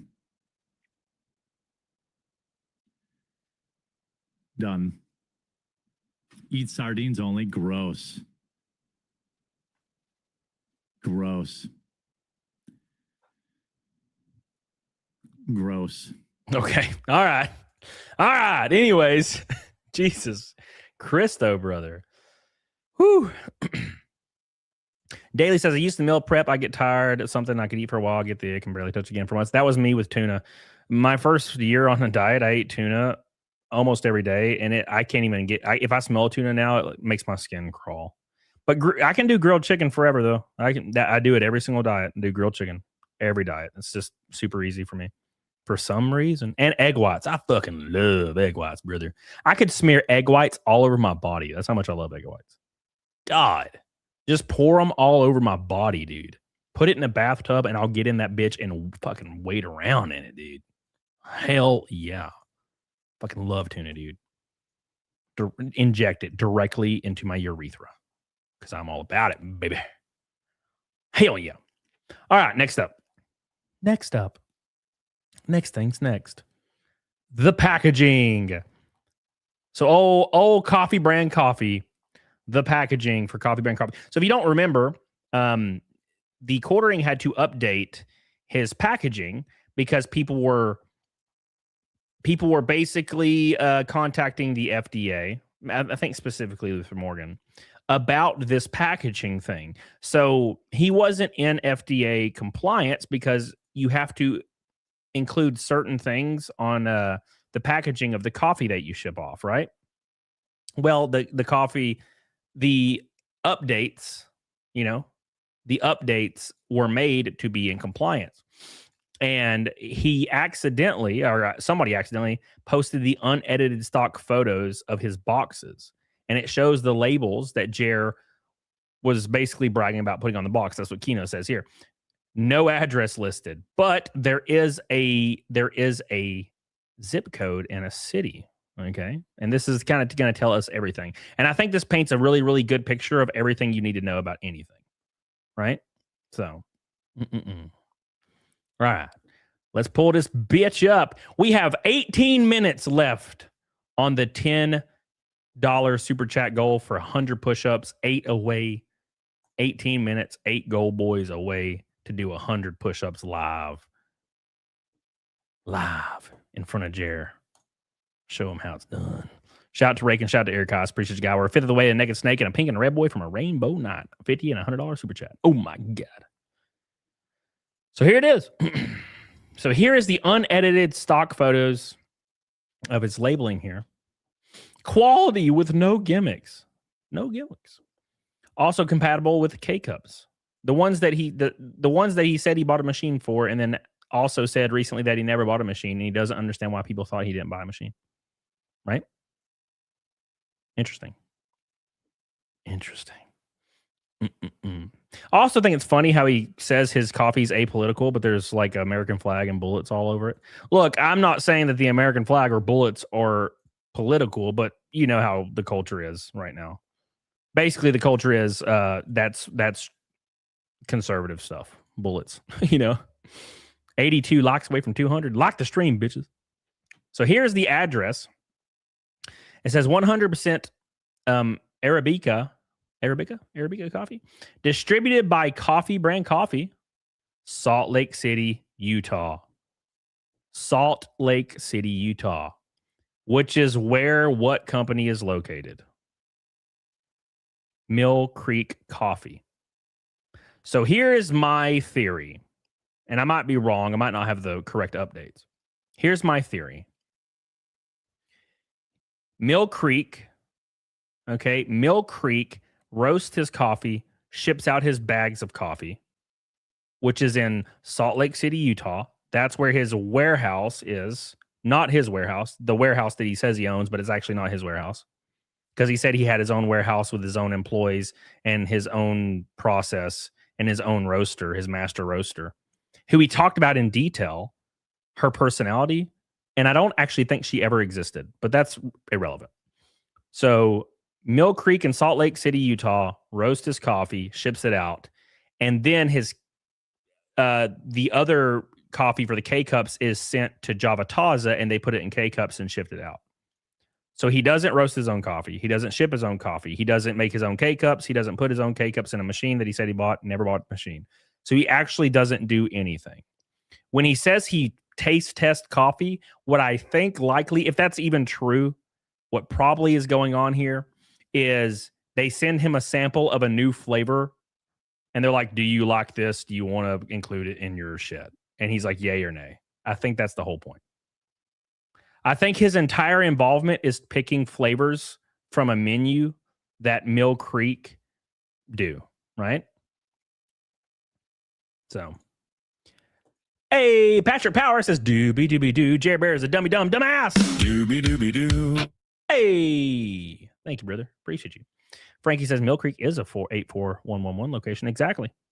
So I think that pretty much puts a bow on everything. So long story short, Jeremy claims he had a master roaster. He had his own facility, his own office, his own company. And when people asked for the location of his company or like the rough location, he would always completely ignore it or crash out about it. And the reason why is because he never had it. He was never roasting his own coffee. Mill Creek was roasting his coffee, shipping it out. And he was never making his own K-Cups. Java Taza was making those. So Java Taza is the K-Cup makers and Mill Creek's the coffee makers. And Jeremy does not have a warehouse. He does not have employees. He does not have packaging people. He doesn't have any of those things. He has claimed previously that he did have all those things. Thank you, Patrick Power. I appreciate you, brother. My man, putting us officially a fifth of the way to Naked Snake. Thank you, brother. I love you. I appreciate you. And we're 7 goal boys from the 100 push-up goal. Thank you so much, Patrick. I love you, dude. I appreciate you, man. Thank you. Hope you're doing well, man. Welcome back, buddy. Yeah. Oh, yeah. Master roaster. And that's a job title to brag about. That's what I'm talking about. He's a master and he's a roast. He master roast. Wait, isn't that called? Isn't when there's a roast on Comedy Central? Don't they have a master roaster? Don't they have a master roaster? Pretty sure they do. Strange. Still doesn't have the ingredients on the box, which is funny. So Luther Morgan, who's been covering this shit since day one, said Mill Creek confirmed then, right? Mill Creek confirmed. Misty Mochi, who's also been covering it, says, based on what I found today, I'm comfortable confirming it as Mill Creek. Yeah, I think it's pretty much been put to bed now, right?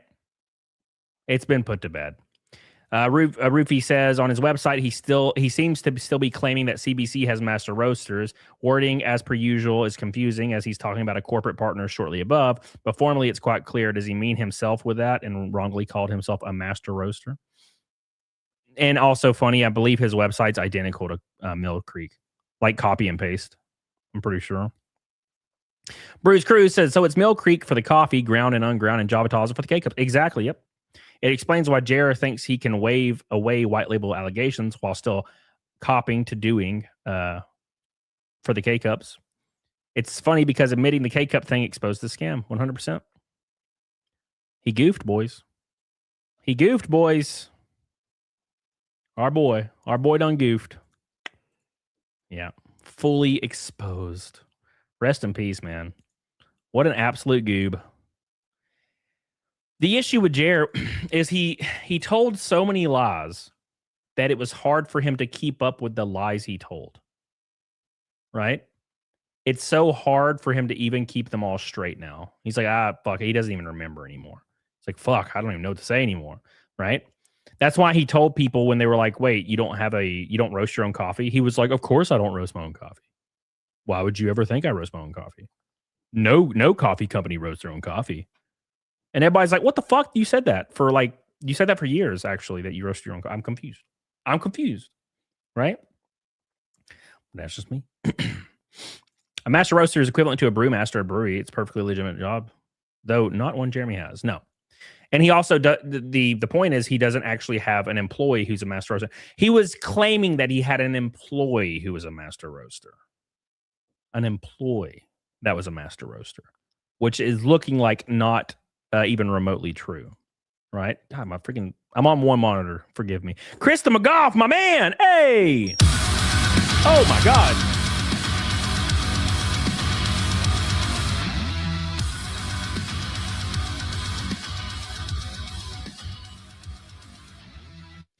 Chris McGough with 500 Norwegian krones says people who were raised with family dinners can't deal with not eating dinner together. Very few girls tolerate me eating 5 dinners and not wanting to eat most of the food they made.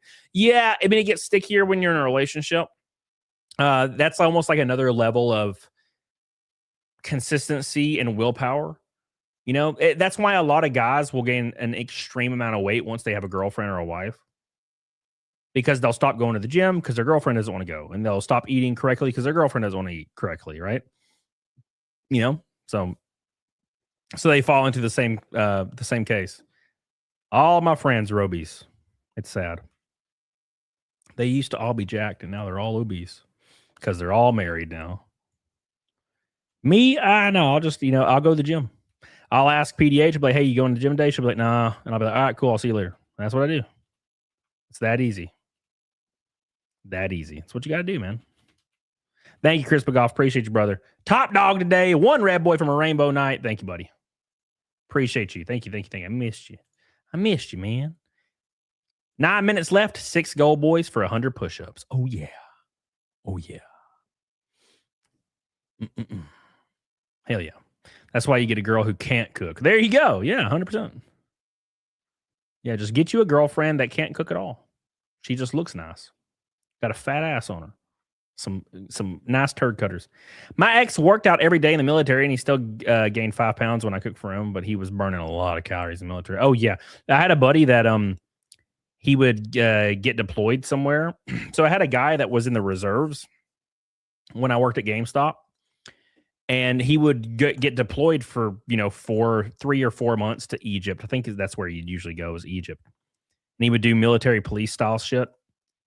And I remember he would come, he had a little bit of weight on him, and then he would come back from Egypt, and he would be absolutely he would be extremely thin, but also in just really, really good shape. Right? Probably because he was on his feet all day and walking a billion steps. You know what I'm saying? That was probably what was going on. So that's just how it be sometimes. I'm just big boned. Thank you, Chris McGough. I appreciate you, brother. Thank you. Thank you, boy. Hold on. So the Quartering was supposed to debate Rex Jones, right? Did that happen, or did he back out of that? Let me scroll. I saw that, I think, today. Yeah, here we go. So here's what Don said. So Rex Jones is Alex Jones' son, for anybody that doesn't know. So apparently the Quartering accepted a debate to debate Rex Jones. Now, I got to be honest, I don't know why the Quartering would debate anyone, not politically. Like, I could understand the Quartering trying to debate himself, allegations against himself. But debating politics is, I don't understand why he'd do that. I mean, he's even said himself on stream that he doesn't care about any of this shit. He just says whatever he thinks people want to hear, right? So I don't know how you can have an honest take when that's kind of your mindset. But Anyway, he apparently accepted a debate for Rex Jones. And Don Flaherty says, I have 3 questions for the quartering in your debate. He says, will he be refunding his customers the $80,000 he raised to buy machinery for his company he now admits he never purchased? It's a big one. Why did he false flag down Keno Casino after multiple public and private threats? Does he have a favorite bull? Or does he love them equally? I mean, one of those is a very legitimate question, right? Well, actually, 2 of them are.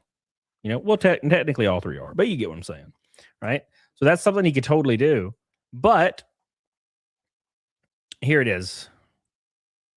Let's see what he says. So this is Rex Jones right here. So he says, I'm inviting the quartering and Paleo Christian, Andrew Wilson, on the Alex Jones show. I'll be hosting all of next week besides Monday.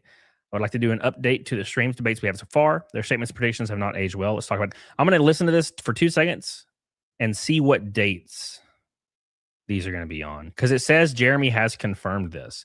And probably Jeremy was about 15 White Claws deep when he confirmed this. Because, I mean, this isn't going to go well. This is going to go very, very horribly. Right?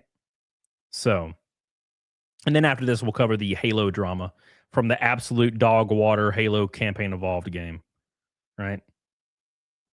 I'm still trying it, dude. Like, I went downstairs in my music studio and I played like the first 2 levels of Campaign Evolved, like searching for skulls. I'm trying to really give it a chance, but every passing minute, I'm like, fuck, I hate this shit. I hate this shit. Chai T says Jeremy Hambly is more akin to Sneeko as a debater than Charlie Kirk. The Charlie Kirk he thinks he is. That's for damn sure. That's for damn sure. I hope Andrew Wilson throws shade at Jeremy. They're probably not going to be on the same show, actually, now that I think about it. But that would be beautiful. That would be beautiful. We are now a third of the way to Naked Snake, a red boy from a rainbow knot. That'll get us over halfway. How much time we got left on the goal? 4 minutes and 30 seconds for 6 gold boys. Ooh. Yeah. All right. See what do you got to say. I'm just going to try to film another one. So I'm rewatching the Andrew Wilson stream, debate, hour, whatever you want to call it, that we did.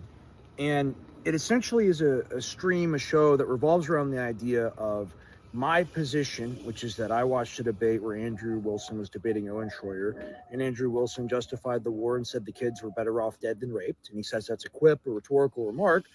You know what? I hate black people. I think that they should die. Maybe we shouldn't watch this.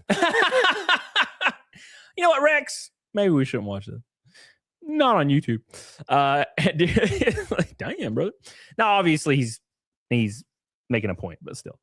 Neurotoxin says Andrew Wilson, smooth brain. Why is Andrew Wilson a smooth brain? I'm not like a super fan of Andrew Wilson or anything. I just want to know what you mean. All right. You know what? I ain't like, all right. Anyways, moving on. So it looks like it wasn't today. Okay, cool. So that's why I wanted to make sure it wasn't today. I'm extremely excited for this debate with the Quartering and Rex Jones, because last time the Quartering went on Rex Jones, he got fucking melted. And the Quartering would just, whenever the Quartering got pushed into when he got pushed into like a corner, the Quartering just said, I don't know why anybody takes me seriously. I'm just a comedian. And I'm like, what the fuck are you talking about? What do you mean? A comedian? What do you mean? You're talking says Christian nationalism. Is that why you're saying he's smooth brain? Just because of the thought that, because that's his like his ideology? Like everybody that's a Christian nationalist is smooth brain, I guess.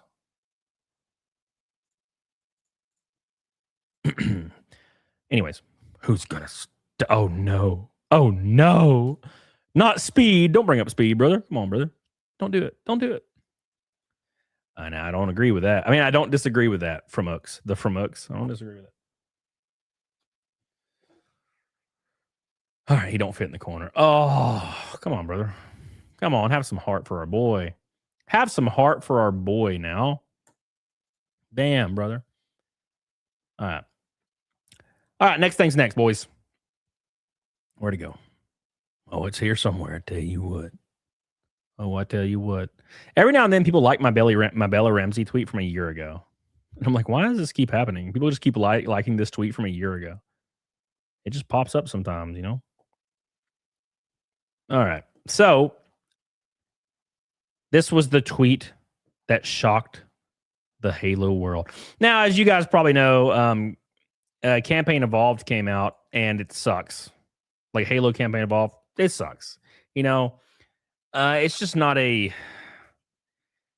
great game. The original is better. There was like one portion of the game that was slightly an improvement, in my opinion. I think they could have even done it better if they would have added more puzzle elements into it. And that's the library. You know, I enjoyed it, and I think going upstairs would have been better than going downstairs for the index. But that's whatever. That's probably the only part of the game that was better.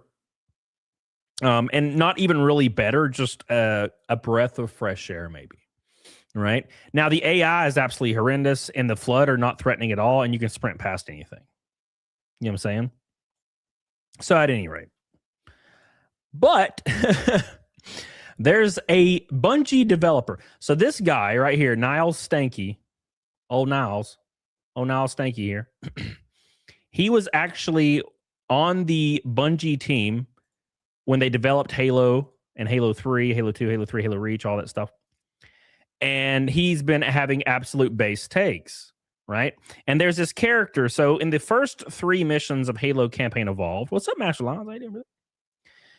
In the very first 3 missions of Campaign Evolved, or it's the prequel missions, they added a new character. Okay, this isn't related to the main game. It takes place a year before the actual game.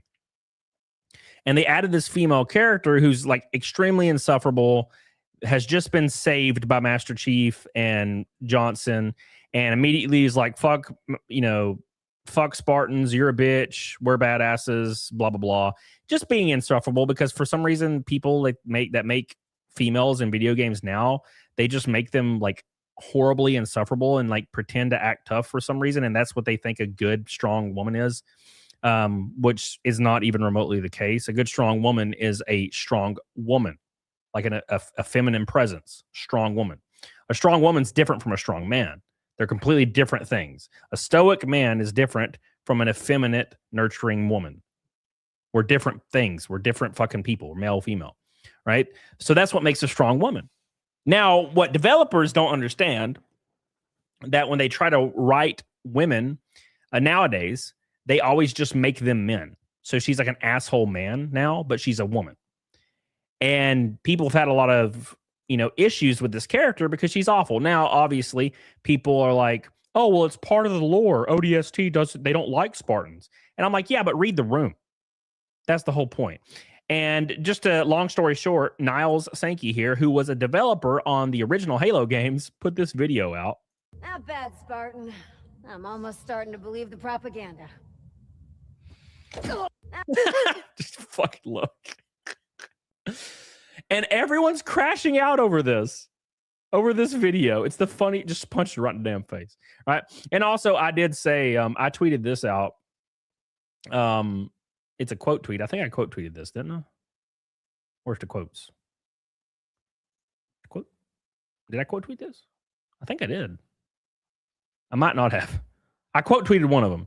At any rate, oh, here it is. Yeah. So I quote tweeted this and I said, how long before 343 patches this where you can no longer attack this character and only this character? I wager before we see multiplayer, right? And here's the issue, man, is forcing this kind of stuff into a video game, especially in the prequel stuff, the prequel missions or whatever the hell they call it, was just not ever going to work.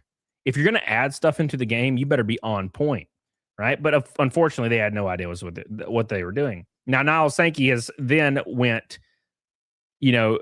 just doubled down, tripled down. Even Marty O'Donnell is getting involved, which is the original composer for like the first, all the way to Halo Reach, probably, maybe after slightly. I don't remember. I just know he did. He definitely did Halo through Halo Reach for sure. But at any rate, people are saying like this, like Endymion says, I know more about Halo than the guy who worked on Halo 3 and Halo Reach and lead mission designer. Is a hell of a take. Well, this is Twitter though. This is Twitter though, right? So you have people that they look at games as a win-loss, right? It's like a culture war. It doesn't matter if the game is good as long as the game fits your current culture war, ideology, right? That doesn't matter to me. The game sucks. The game fucking sucks. I don't give a shit about it. Right? Okay. I don't care about culture war stuff. If the game sucks, the game sucks. Okay. And that's the end of the story. And people are defending Campaign Evolved because they think they want it to be successful because it gives their side a win. And I could give two shits about a side. I just want better video games. Right? I just want better video games. That's it. I like video games. And Master Lines, by the way, 5 get to memberships. Hey! Thank you, brother. I love you. I love you. And I appreciate you. Thank you, buddy. I appreciate you. We're going to add that on to the snake goal, putting us at 7-7. Thank you, man. Appreciate you. We're almost halfway to Naked Snake, one red boy from a Rainbow Knot. Get the hell on it, dog on it. Appreciate you guys. Appreciate you guys. Oh, yeah. Oh, yeah. What's up, Rockstar? So Niles is starting to get real dog fighty in this. Again, past developer. He says, as someone who worked in game dev a long time, let me explain the conversation that the devs probably had when writing this character. That character in question being the really annoying female character they added in for no reason. He says, let's add some character development. Somebody says, cool. Yeah, that's what smart writers do. They respond, yeah, maybe one of the Marines you save is an ODST for some reason. And check this out. According to ChatGPT, they don't like Spartans. So let's have them hate on Master Chief at the start, but then the player earns their respect. Yes, of course, of course. Somebody responds, oh my God, that's so great. That's character development. But wait, how do we also add diversity? They respond, okay, check this out. Let's make the ODST a woman. Oh, that's perfect. But what if the Halo fans don't like this? They respond, who gives a fuck? They'll buy whatever slop we sell them. They say, yeah, more money for us and amazing ideas. What a great day of work. Oh, no, it's 4:30 p.m. I need to be at the No Kings protest. That's the point, man. That's the point all around. This is why everybody's so frustrated. Because they take some loose lore bullshit and try to make some awful character around it and then say, oh, well, it's part of the lore, bro. The whole point is Master Chief and Johnson show up to save this chick and she's immediately like, you're a bitch. It's like, what? Wow, what? Come on, right? Come on. Mock says, no matter what, we'll always have the OG trilogy you guys made. 343 can bastardize it for modern audiences all they want. They can't erase the originals. I hate that I'm living through this time of in-shitification, but I'm thankful I got to witness the good times. Praise be under his eye. Thank you, thank you, thank you. Yeah, and that's kind of my thing. I said that in my review for Halo, which it wasn't like an in-depth review. It was like a fucking post, right? But basically my review is, if I can say one really good thing about Halo Campaign Evolved, I can say that it makes me appreciate the originals so much more. It makes me appreciate that we got to live through a time where we got Halo. We got Halo 2, Halo 3, Halo 3 ODST, Halo Reach, Halo Wars. We got all these really great games, and they can't take them away from us. Now, they can make Campaign Evolved and try to rewrite history, but they can never take away what we originally got and we got to live through. To be completely fair, living through the 2000s and 2010s with video games was a privilege. And I'm very thankful that I got to do that, and a lot of you probably agree. That we got to live through, a time period where it didn't matter if the character was a man or a woman or whatever. It mattered if the character was good. Right? That's the end of it. And it mattered if the game was good. You know what I'm saying? And that's a beautiful thing. A good point is, if you look at the previous Bungie crew, you can tell all of these dudes. Look at all these dudes with their glasses on. All these dudes are passionate about video gaming. They want to make a good video game. And they're probably really, really, really head over heels excited that they get to be in this industry and do something like this. And then you look at 343 today, right? These are all a bunch of women. And look, nothing wrong with a woman working. I'm not saying there's anything wrong with that. But I mean, look at the change here in demographic. All these guys got here. They probably didn't expect to make a lot of money. All they wanted to do was experience the dream of working on a video game, especially in like the early 2000s. Like, that's like a dream. That's like me going to race, right? It's a dream. And they got to do it, and they probably weren't making much money at the time. Cycle through here, all these women went to college and they paid for a degree. They went in debt, paid for a degree, and they did an internship and got a job at whatever company they got their job through, either with if it was nepotism or whatnot. And that's who's making the games now. And you can understand why there's such a drop in quality in video games. And that is not to say that women are any less capable of making a video game. Nothing to do with that at all. The difference here is all these people were here because they wanted to be here, regardless of benefit. They wanted to be here and they wanted to make a great video game, right? That's completely a stark difference from how it is nowadays, where these people don't give a fuck about the video game. Half these people, probably more than half these people, want to make a political statement in the games they put out. And think about the quality. These are probably some of the best people that could have worked on this game. And now, I mean, you can see this in movies, like 3D movies or CGI in movies. Why did the quality suddenly drop? The reason the quality suddenly dropped was because instead of having the best people for the job, you had to have a even split or a more so split of just bringing in people that fill a diversity quota, lowering the quality of that said work. It's not rocket science, you know? It's not. It's very easy to see what the hell happened here. And this is probably why it's never going to change. The only time you're ever going to get good video games now is if it's an indie developer, right? You're never going to get a good AAA game again because the people developing the games, half of them probably don't give a fuck. Shit, somebody said on Twitter the other day that they worked on the previous 343 team, and 343 actually had people working on the game that openly hated Halo and hated everything about Halo, but they were working on the game, right?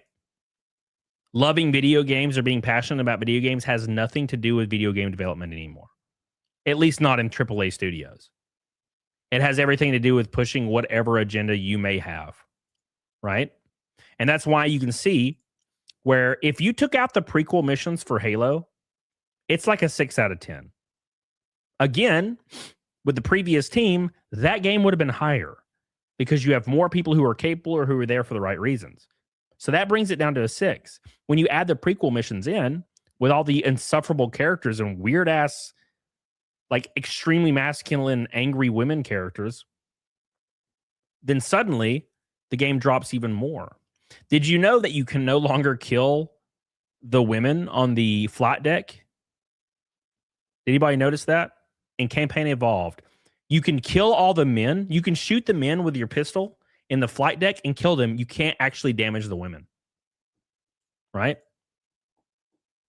I wonder why that's the case. I wonder why. Very, very silly. Anyways, let's keep going. There's a lot to cover here, man, about this. Everybody's losing their shit. Losing their shit. They're losing it, man. They're losing it, man. You should just see that. Oh, this is a good one too. Yeah. So this is what Marty O'Donnell commented on right here. So just some of these changes just don't make any sense, and you can understand why they're doing this, right? What's up, Toxic Jedi? How you doing, brother? So here is Halo Combat Evolved in 2001. The shot when Commander Keyes looks over the shoulder of the guy in the flight deck, right? This face is actually a face scan for one of the developers for the video game that worked on the audio as well. So this was an actual Bungie employee. So here's 2011, which, God, it looks like a cartoon art. I don't know if you're still here, Art, but look at that shit. That definitely looks like a cartoon. This was Combat Evolved Anniversary, which, to be fair, ugly-ass game. Now look at Campaign Evolved. They took the original developer out, who was just a goofy-looking white dude, replaced it with a black woman. Now, why? Now, look, you could say that no one really thought about it and no one noticed, right? But that was a conscious choice. It was a conscious choice, right? To just randomly take out the dude that was actually a developer of the video game and just make it a black woman for some reason. That's strange. I don't give a shit if you have a black woman in the game. That's fine.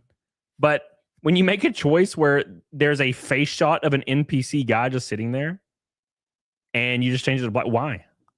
It's a conscious choice. And that conscious choice is strange and kind of alarming because it serves no purpose other than to, I don't know, like serve your own interests, like, or serve your own like ego.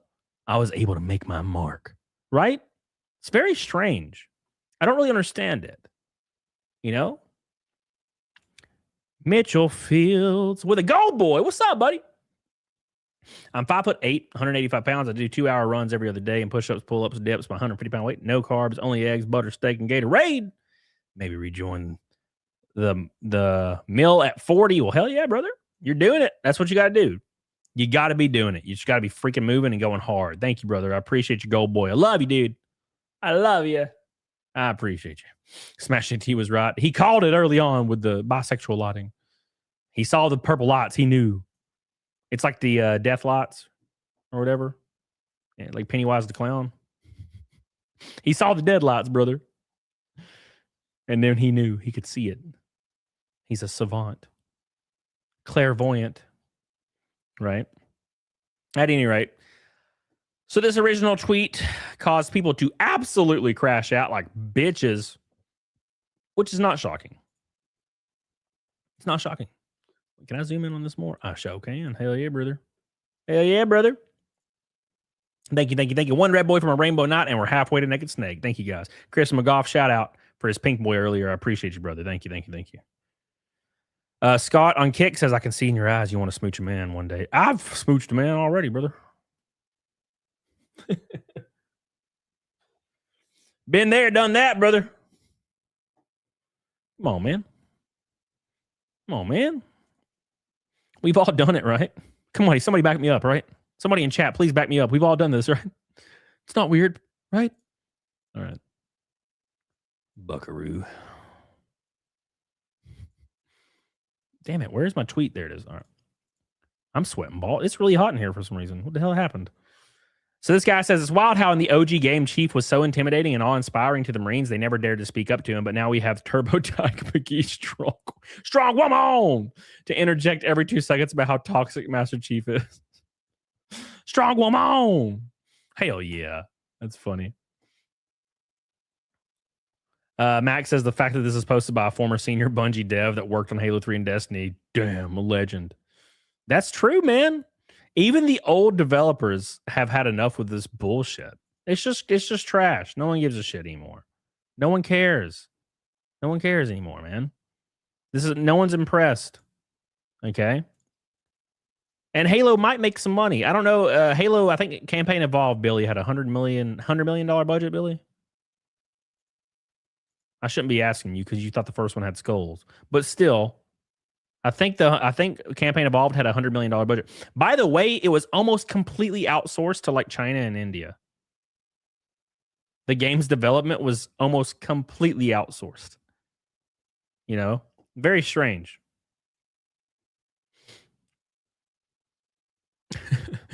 Oh my gosh, 343 didn't even have the decency to make the girl boss that constantly nags you to be at the very least cute. Yeah, for damn sure. If you're gonna have a female character in a video game that is insufferable, she better be hotter than hell.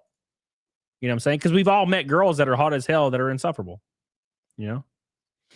Phalux says, very funny that 343 added a single new, entirely original character, and it's the single worst addition to this already bad remake. Shocking. How surprising. How surprising. You know? Huge Miss says, I'm not going to buy the Halo game, but I too would be pissed if they patch out being able to punch that lady. I bet it's coming. Now, I will say this. I bought the premium edition so I could play it on stream. And I made enough revenue on stream where it didn't matter, right? I made up the money. You know, I made up the money and then some. So it worked out. I was kind of worried about it. I was like, if I don't make at least $70 on the stream, I'm going to crash out because this game sucks and I'm sad. But it worked out in the end. But there are a lot of people out there, actually the vast majority of people out there that are not making their money back on this game. Right? Not even remotely close. I tell you what, boys. I tell you what. Oof. It's very sad. It's very sad. Awe-inspiring even. All right. Anyways. Chibi says, Halo's dead! Somehow with some little cope, I've hoped the remake of CE would be good. You know what? That's actually a good point. I was a little excited. I was a little excited. You know, I was a little excited and was like, maybe it'll be good though. It's Halo, it's 343, I get it, but maybe it'll be all right. I was a little excited. And then of course I started seeing all the trailers and shit, and I was like, oh God, no. Oh no. But it ended up being garb. If I could tell anybody here watching, if you're thinking about getting Halo Campaign Evolved, you don't have to. It's not a new experience. The positives of it do not outweigh the complete negatives. You know what I'm saying? There's like 100 negatives and 2 positives. The library is kind of cool now, but I'm one of those rare individuals that actually likes the old library. But I actually enjoyed the new like how it was a little different. And also in Maw, it seemed like you were in hell in some points. I think it was Maw. Pretty sure it was Maw. Or it was 2 betrayals. It looked like hell in some points. I thought that was cool. It looked like Doom, which I thought was all right. But other than that, it's trash. The soundtrack makes no sense. So like the original game had such a great direction with the soundtrack. It was perfectly timed. Marty O'Donnell's the GOAT. Okay. Why in the absolute hell does it randomly play random tracks in random parts of levels? For example, a Walk in the Woods plays randomly in like the library, I think. So Demonic says they made the library level worse. I don't agree. And I like the original library level.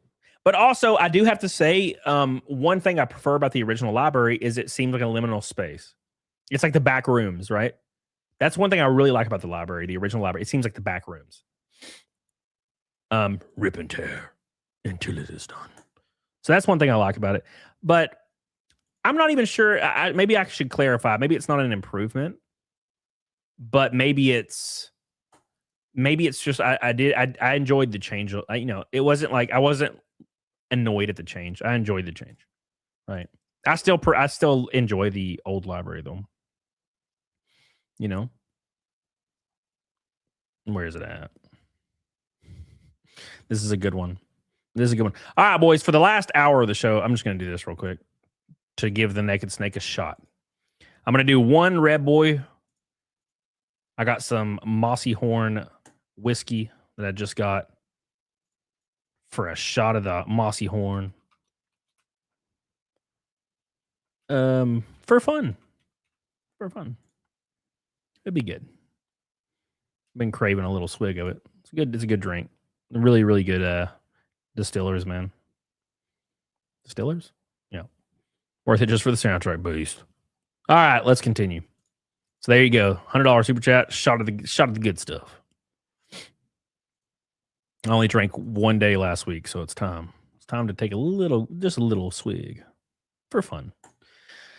All right. Esri says the human race is fighting for its very survival against a genocidal coalition of aliens, and this bitch mentions the word propaganda. Fuck off. Especially as someone who's enlisted and served. Fuck all the way off. Halo Studios, you don't get it. They don't. No, they completely don't.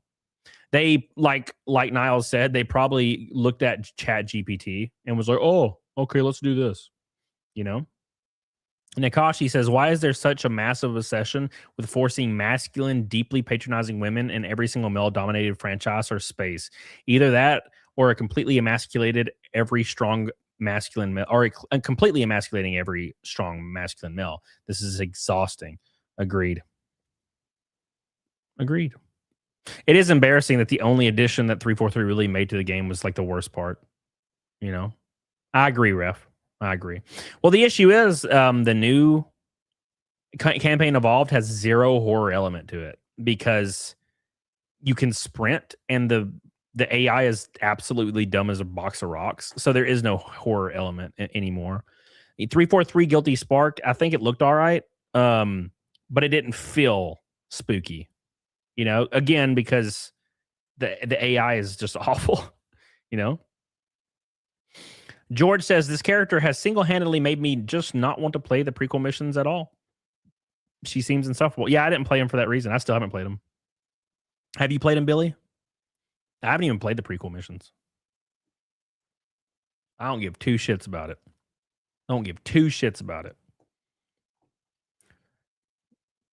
Virgil says a hostile ODST character could have somewhat made sense, but the character would have to be portrayed negatively for the anachronistically holding on to the inner service rivalry grudge. This is far into the conflict, not a sassy girl boss who sees things for what they really are.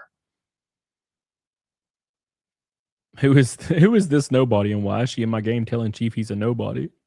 Yeah, that's the point. Is Master Chief's supposed to be like Doom Guy, right? Like he's almost like a mythical person. Like when Marines see Master Chief in the original, they're like, "Oh my gosh, it's a Spartan.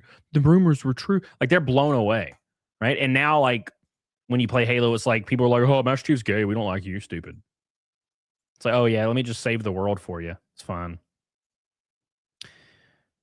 Oh, Omagax says everything surrounding this post, the people who liked and retweeted, the quotes and replies agreeing with it, honestly disgust me. It disgusts me. I would say if you're disgusted by a post on Twitter, you're probably a little too far gone. And as always, it's the usual suspects, LARPers who haven't even played the game, just coming in. It's LARPers. It's wrong. You're bots and LARPers, everybody. Everybody that disagrees is a bot and a LARPer, not real people. Don't worry about them, right? You don't have to take their opinion or their criticisms into consideration because they're not real. You just continue with your echo chamber for the rest of your life. Wings of Shoe. Does walking in front of the Warthog still end you? I wouldn't know because the Warthog, you can't, it's not multiplayer. So you can't get ran over by your friend on a Warthog because it's not multiplayer. Now, I haven't played co-op, so maybe. But yeah, there's no multiplayer in the game for some reason. Is that M-Bone with an orange boy? Let's give him some doobie doobie doos. Doobie doobie doo. Doobie doobie doo. Doobie doobie doo. Doobie doobie doo. Thank you, man. He says, let me get in on this action. God, give me strength. Everybody in the chat, can you please give M-Bone some strength? Thank you, brother. I really appreciate that, man. On a Monday, dude, thank you so much, man. It means a lot to me. I love you, man. Shout out to my boy. Kiss him on his lips. Appreciate you, brother. I appreciate you. Shout out, dude. Rock on, man. Thank you, M-Bone. Thank you, Wings of Shoe. And shout out to M-Bone, M-Bone, M-Bone, M-Bone. Thank you, man. Charitard says, nah, they're disgusting voids. Oh, and baguettes of bread. Oh, my God. Thank you, Jared. My man. All right, we're halfway there now. We made it halfway to Snake already. This game's a humiliation ritual. Yeah.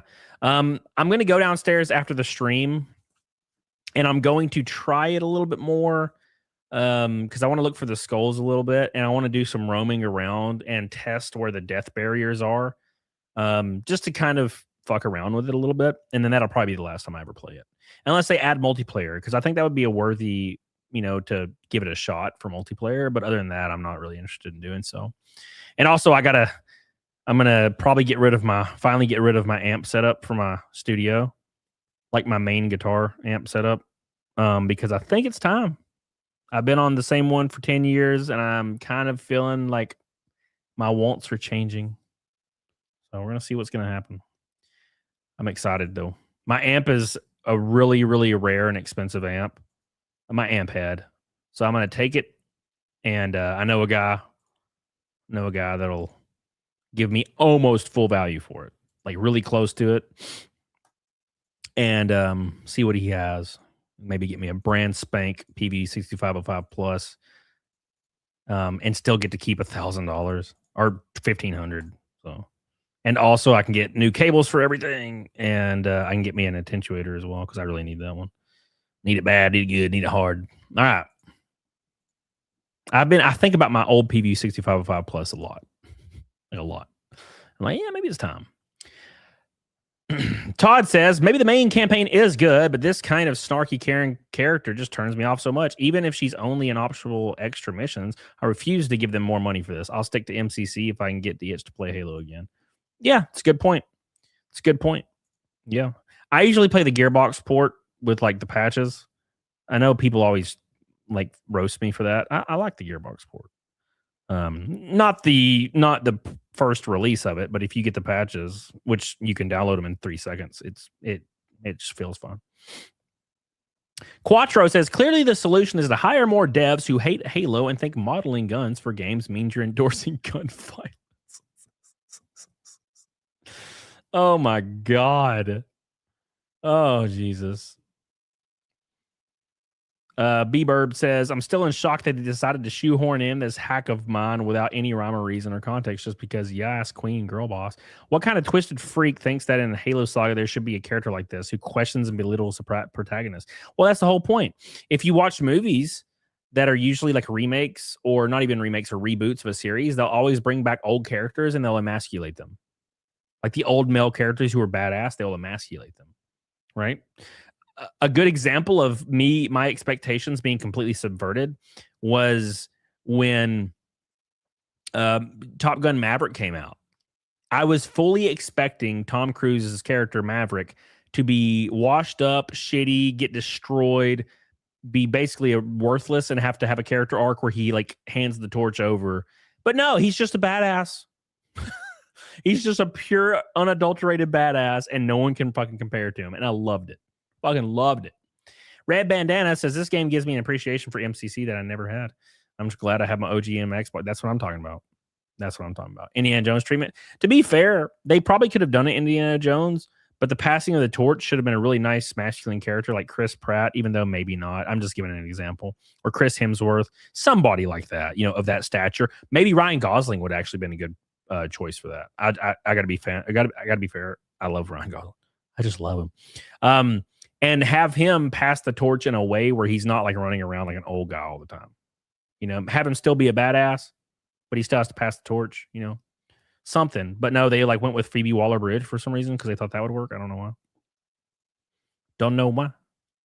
Don't know why. All right. Moving forward. Druk says, wasn't sure about this character initially, but there is a decent turnaround in Mission 3. Same type of writing as Sarah Palmer in Halo 4, which has a good payoff. Got to look at the whole story. These characters in these moments don't exist in a vacuum. So basically what that character does is she sacrifices herself. She does the noble thing that no one else would do and kills herself because she's just that badass. Yeah.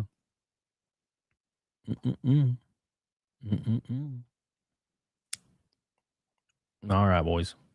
You could easily make an antagonistic ODST character work even this late in the war that tries to show a big C as much as possible and realizes how much of an ass they were after someone gets killed. But modern video game writers don't have that sauce. Well, that's the whole point. Is those characters never have a character arc, right?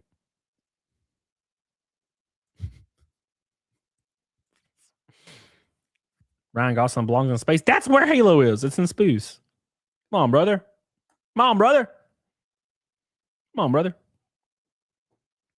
Don't forget, brother. Come on now. Shout out to Mr. Chris McGough, the top dog today with a pink boy. I love you, buddy. I really appreciate that. What a freaking monster. Thank you, man. Whew. Getting us halfway to Naked Snake. Next red boy gets a shot of whiskey. Hell yeah. All right, moving on. Can you give a rundown of the extra missions, Junior Williams? Oh, I haven't played them because I don't want to subject myself to it because I already think the game's like a 6 out of 10 and I don't want to hate it more than I already do.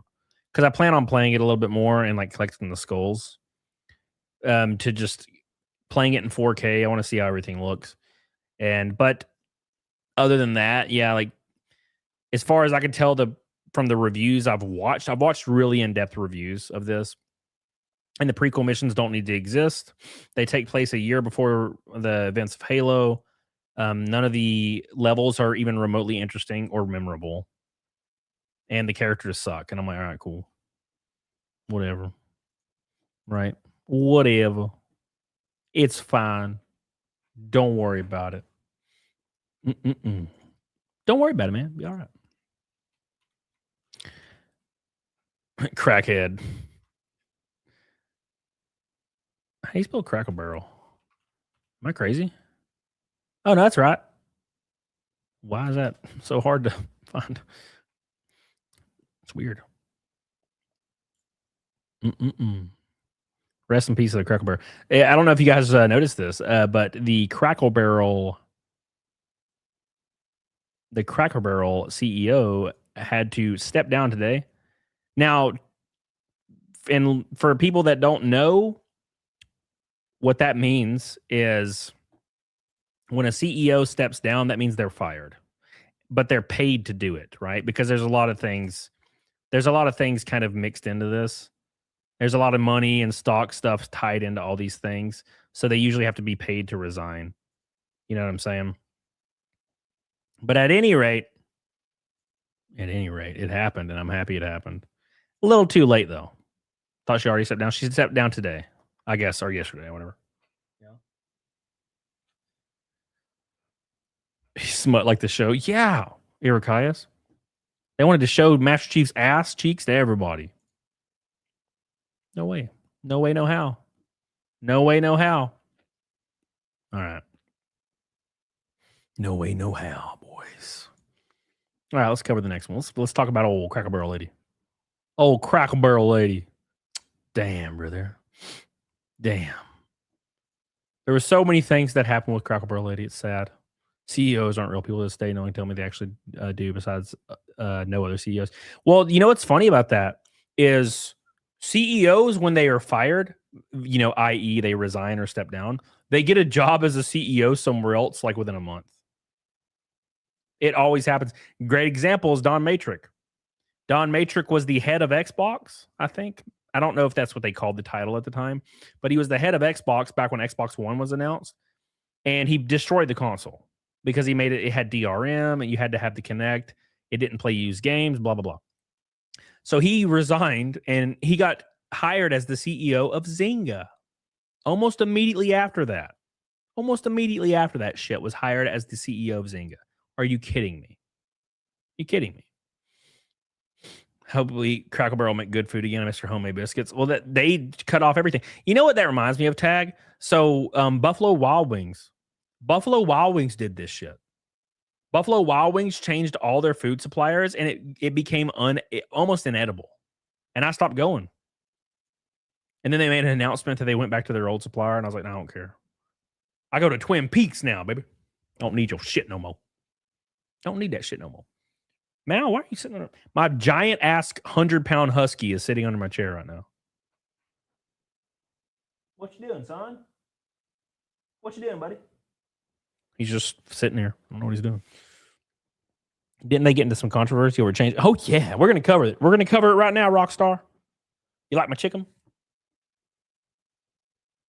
He's got Jordans on. You got chicken. He got Jordans on. Look at him. You like the chicken with the Jordans on. All right, boys. Anyways, real quick lock. Where we at? We're half of the way to Naked Snake, one Red Boy from Rainbow Night, and a shot of whiskey. Shout out to the boys. Get on it, dog on it. Thank you guys for your support. We're up against number 13. Naked Snake, 13 in a row. 13 streams in a row, boys. I know why you go to Twin Peaks. Listen, Matthew. There is no attractive women at my Twin Peaks. I go to Twin Peaks because their pineapple habanero wings are really nice. And their fries are great. And their fried pickles are great. And it's relatively cheap.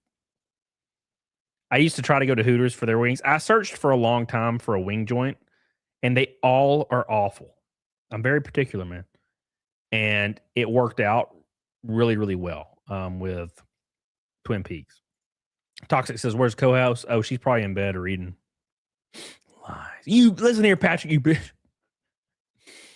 I'm not lying, Patrick. Maybe you can come down, Patrick, and we'll go to Twin Peaks together. I'll show you. You can see all the gargoyles working there. I promise you, brother.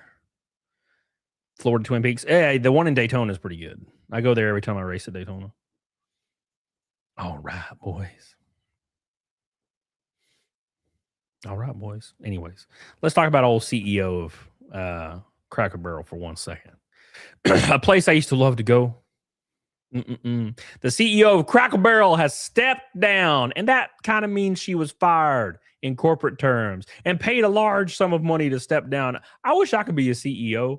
God, that'd be so nice to get paid to be fired, like the GameStop CEO paid $169 million to step down. Old George Sherman. That's a different day, different story.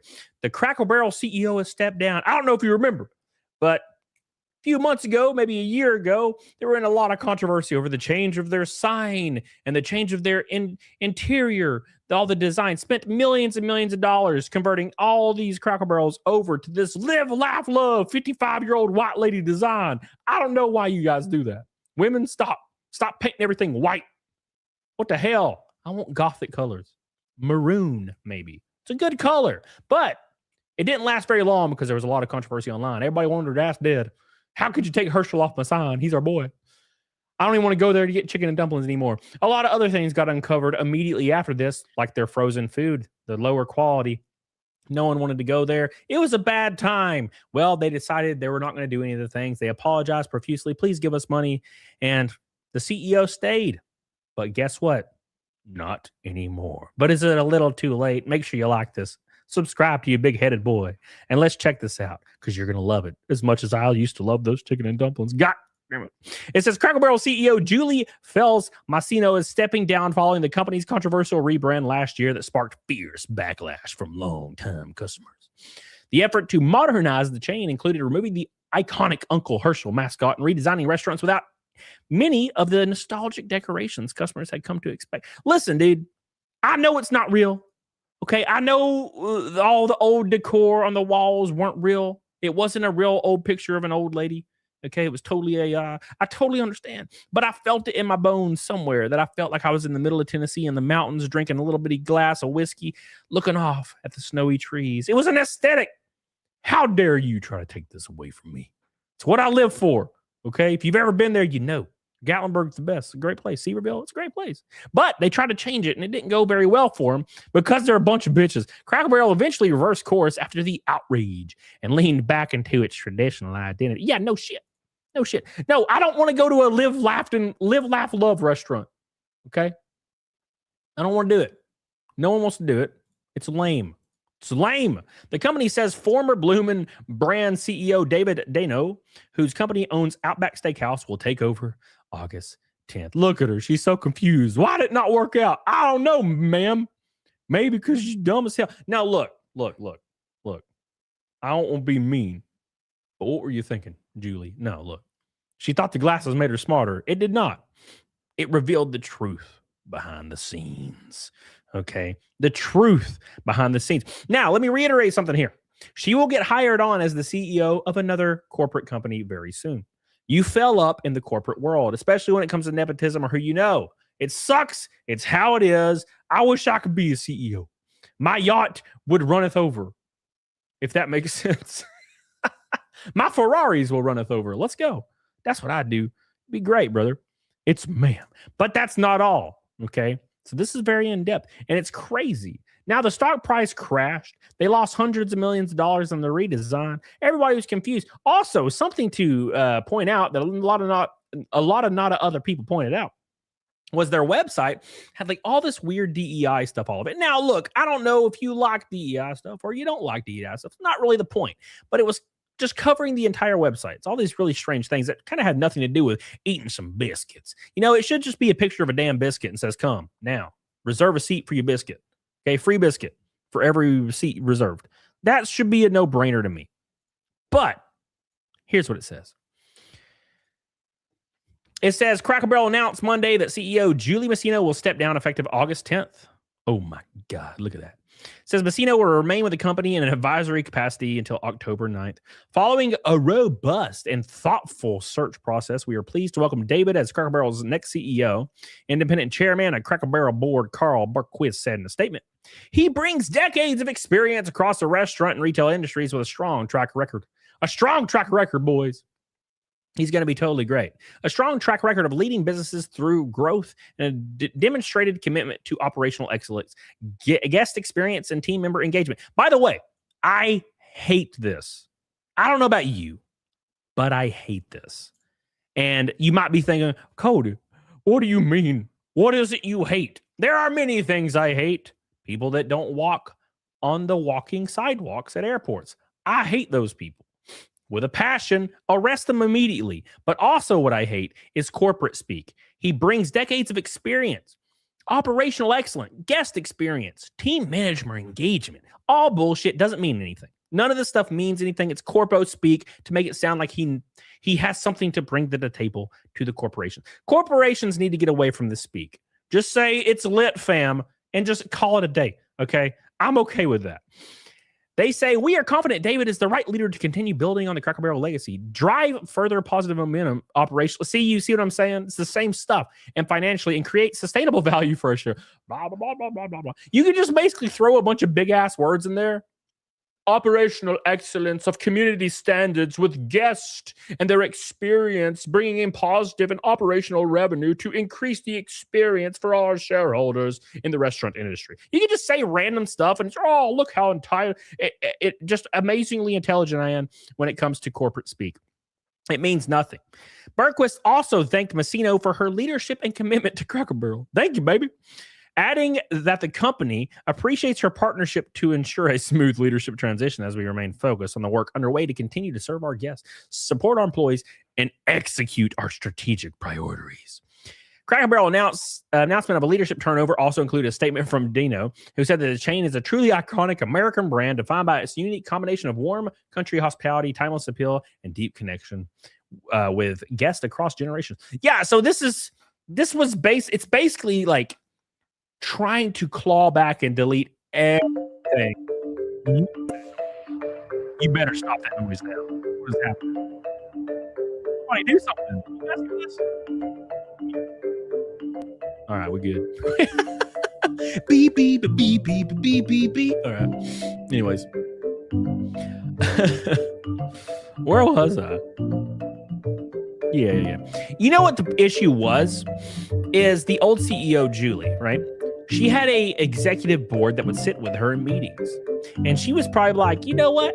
You know what we should totally do? We should get rid of all the stuff that people love about Cracker Barrel and completely change it to look like a coffee shop in downtown New York City that no one gives a shit about, right? And then all the executives are like, yes, ma'am, that's a great way to go. Yes, ma'am, people have no problem with that at all. Totally fine. They're called yes men, okay? It's called yes men. The only time to be a good yes man is when your boy asks you to go to the beach and hang out with his stripper friends. That's when you become a yes man, okay? You don't become a yes man to destroy your company. Now, granted, she doesn't have to pay for any of this. She lost no money, no harm, no foul. So it's totally fine. Dano added that he looks forward to unlocking the full potential of this remarkable brand, which will include a focus on delivering delicious food and exceptional experiences for our guests. Gosh, I hate the corpo speak. It says Messino's departure follows an attempt to rebrand Cracker Barrel that sparked controversy last summer. The company's changes included the removal of the old timer from the company's logo, as well as adjustments to the interior layout of the restaurants that long included a general store. They got rid of the old guy. How do you get rid of an old guy? That's like throwing your pops in an old folks' home. How could you?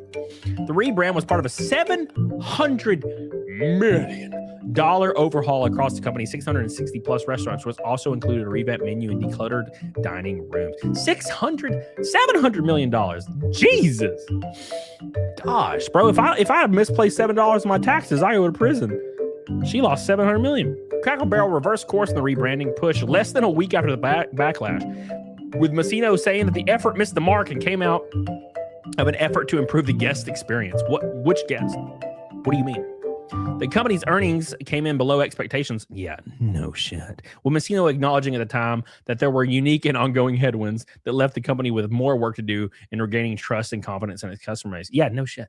There's probably actually a lot of people that didn't go to Cracker Barrel ever again because of this. The sales slump continued into New Year with March 2026 earnings release also showing a drop in quarterly revenue and profits from the prior year. No shit.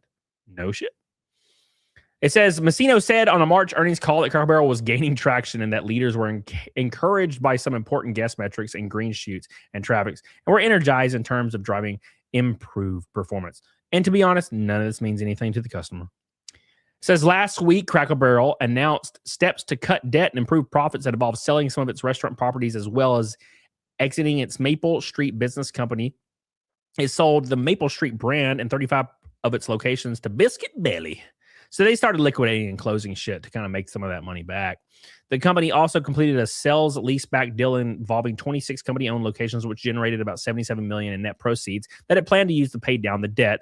All of this debt accrued because they wanted to change the entire company for no reason, and nobody was asking for it. Cracker Barrel's stock is down a little over 20% compared to this time a year ago before the rebranding controversy drove its stock below 30 a share. Ooh. Shocking. Absolutely shocked. And this goes to show, boys. This goes to show. You said the music's still on? The music's still on? How could it be on? How could you be on? Wait, I muted the site. Those fuckers. Those fuckers. I muted the site though. How could they ruin this for me? I wonder what that music's from. It's obviously from some kind of ad, right? Here, let me just unmute this and see. But beep, beep, beep, beep. Was it too loud? Was it very loud? It sounded loud as hell on my end, to be honest. I don't hear it now. At any rate, this just goes to show you don't have to make a change nobody's asking for. If everything's going well, just stay the course. It's not a big deal. There's always this weird movement to change what is not broken, all in under the idea of just being progressive or just progressing somewhere. You don't always have to change stuff. You don't always have to make some kind of huge change to, justify your existence. Sometimes just making money should be good enough. But unfortunately, as we know, a lot of corporations and CEOs making money simply isn't enough. You'll see corporations that are making insane amounts of profit, and then suddenly they're closing their doors. None of it really makes a lot of sense to me. I think it's all very, very silly, to be honest. Patrick, I love you, buddy. I appreciate you. I love you, and I appreciate you. We're halfway to Naked Snake, boys. One red boy from a rainbow night. Where are we at? Cracker Barrel, you bastards. Oh, I see. I have it unmuted on my side. You have to mute it twice. That's interesting. Muting it in the browser doesn't work somehow on that side of it. Anyway. All right. We have 31 minutes for the red boy and the shot of whiskey. 31 minutes. Oh, yeah. Boomer. You're a boomer. How dare you? Make sure you guys do me a favor and like the show, please. Please like the show. Please clap. Please clap. That'd mean a lot to me.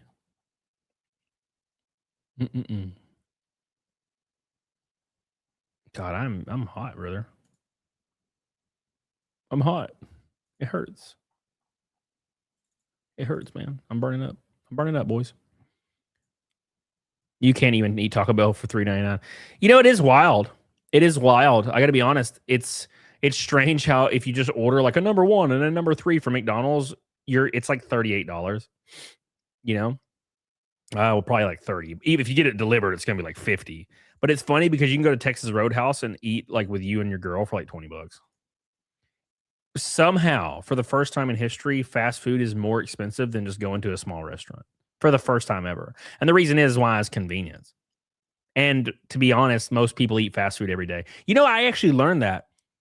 I've learned from like just talking to people that the vast majority of people eat fast food for every meal, which is fucking insane. Insane. That like blows me away. Like I can't even believe that. It actually blows me away. I eat fast food and maximum once every 3 weeks to a month. I'll eat it once, and it's usually a Bojangles. Every now and then, Jesse will order me one of them 3 meat things like at 2 a.m. from Taco Bell randomly, and I'm like, all right, cool, right? But yeah, it's Bojangles like once a month. So yeah, Eric Heiss, you're right. You're right. 100%. It's crazy. Back in the early 2000s, $5 Taco Bell would let you eat like a Cardinal Kingpin. Yeah, I remember the dollar menu at McDonald's. Oh, dude, Arby's, fucking Arby's. Back in the day at Arby's, you could get 5 for $5. I don't know if you guys remember this. 5 for $5 roast beef sandwiches. 5 for $5. It's crazy. You can get 5 roast beefs for $5. You know how much a roast beef now by itself is? It's like $7 by itself, just one. Like the meal, I might be wrong, but it's definitely over $5 just for one. Can't afford that. My son's autistic, so we eat fast food on paydays before we can grocery shop. Yeah, and that's also a thing. It's freaking expensive. What do you order at Texas Roadhouse? Usually me and PDH will share like a 10-ounce ribeye or something, and we'll share the sides. So it's like $20. Or the New York strip, whatever one. Because it's just, it's a lot of food. Dude, every time I go anywhere, like I can't finish food. Like I can't eat all that shit. So me and PDH usually just pick something, we'll share it.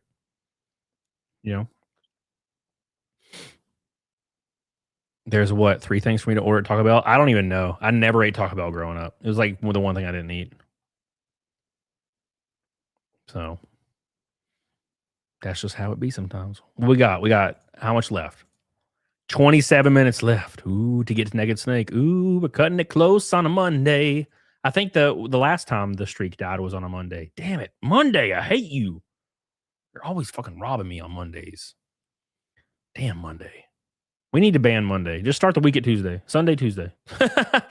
I'm down 206 from 237. Stop eating shit like sugar and fast food. Start running, eating terrible foods. Worst thing you do. Yeah, 100%. Yeah.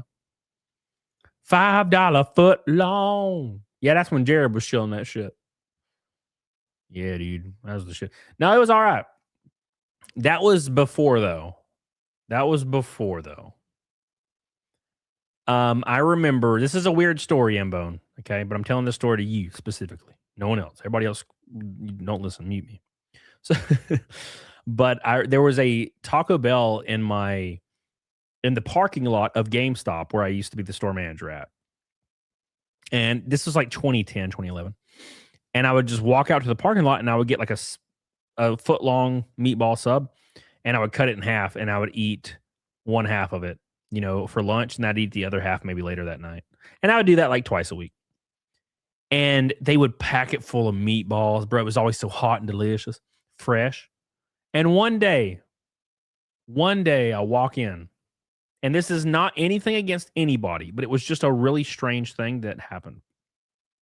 I walked in, and I got to say, before this, the whole staff was just like a bunch of teenagers and then like an older guy. Like the whole staff was just teenagers and an older guy, or an older lady, actually.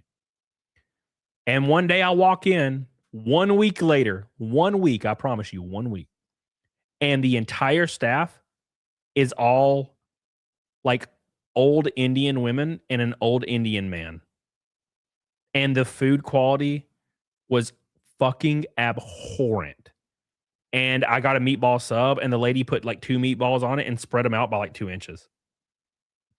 When I used to get like 7 meatballs, now I got like 2. And it was like cold and awful. Even after they put it in the toaster, it's hard. The freaking bread like hurt to chew. And I never went back in there again. And I was like, what the hell? What happened? What happened? It's very weird. I don't understand. So, very, very strange. It's a very strange day, man. Yeah. So I've only ate Subway once since then, I think, in like the last 15 years. Veterans Day when you eat the most food. Hell yeah. Yeah, Junior Williams. That's just how it works. I don't know what it's about, but that's just how it works sometimes, you know? It all makes sense now. It all makes sense. You already know it. I know, Flip. I get it, brother. I get it, man. It was a sad time. And that was it. And now, how expensive is Subway now? What is the foot long? Like, they have a deal for like a $12 foot long now. Subway menu prices. What you got for me?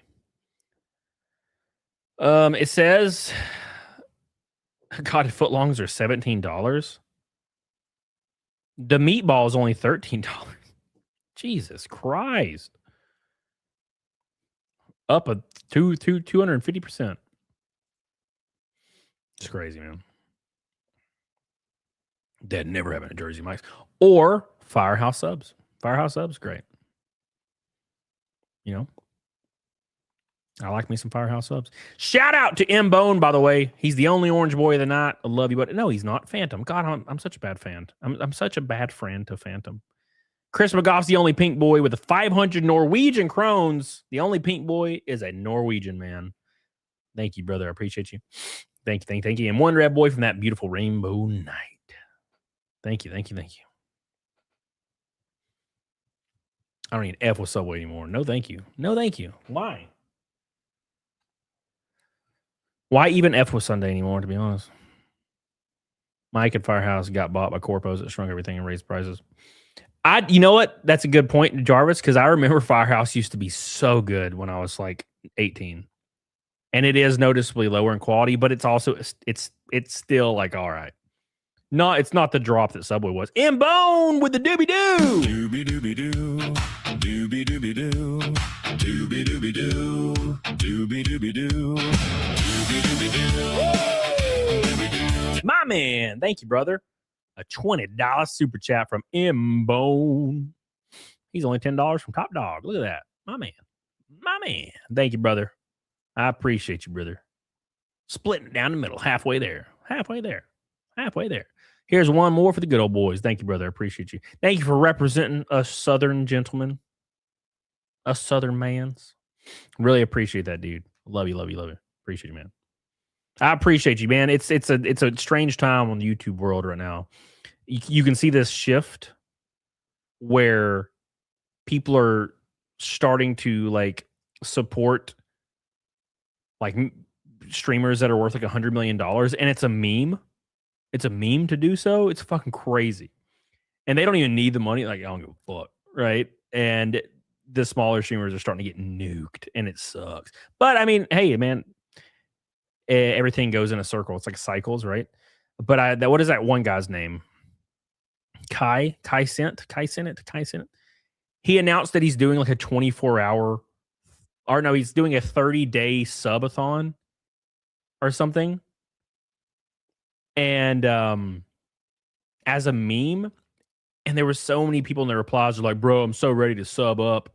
Like every reply, like I had a money like GIF, and it was like, I'm ready to sub up. I'm gonna sub up. I got my money ready to sub up. And I'm like, what the fuck? This dude's worth like $100 million and like wipes his ass with it. And everybody's like, and it's just weird. It's a weird time. And all like the normal small ass streamers are just like, what happened? It's weird. Mixed Stellars with the doobies. I'll give you a small doobie. Doobie doobie doo. There you go. Thank you, Mick. I appreciate you, brother. Mick jumping in the party today. Thank you, man. Love you. I love you. A rare Mick sighting. I usually just talk to Mick in DMs. That's how we nurture our relationship. Yeah. Mm-mm. Yeah, it's a weird time, but it'll come ebb and flow back. It'll ebb and flow back, I think, but it'll be a couple years. Thank you, Mick. Parasocial weirdo. I like smaller communities. Yeah, well, that's kind of the difference, Junior, because the smaller communities were like could exist back in the day a little bit, because something to do with like the shift in cultural, like this societal shift where I think people saw streamers as celebrities almost no matter the size, right? If you had like 1,000 concurrent, you were considered like an A-list celebrity to like a lot of people in the chat. So they were wanting to like financially like support these people in that way. And we are not that way. I mean, I'm not even fucking that guy. You know, I only get 1,000 concurrent like once in a while. But you know, we're normal ass people. I'm a normal ass dude, brother.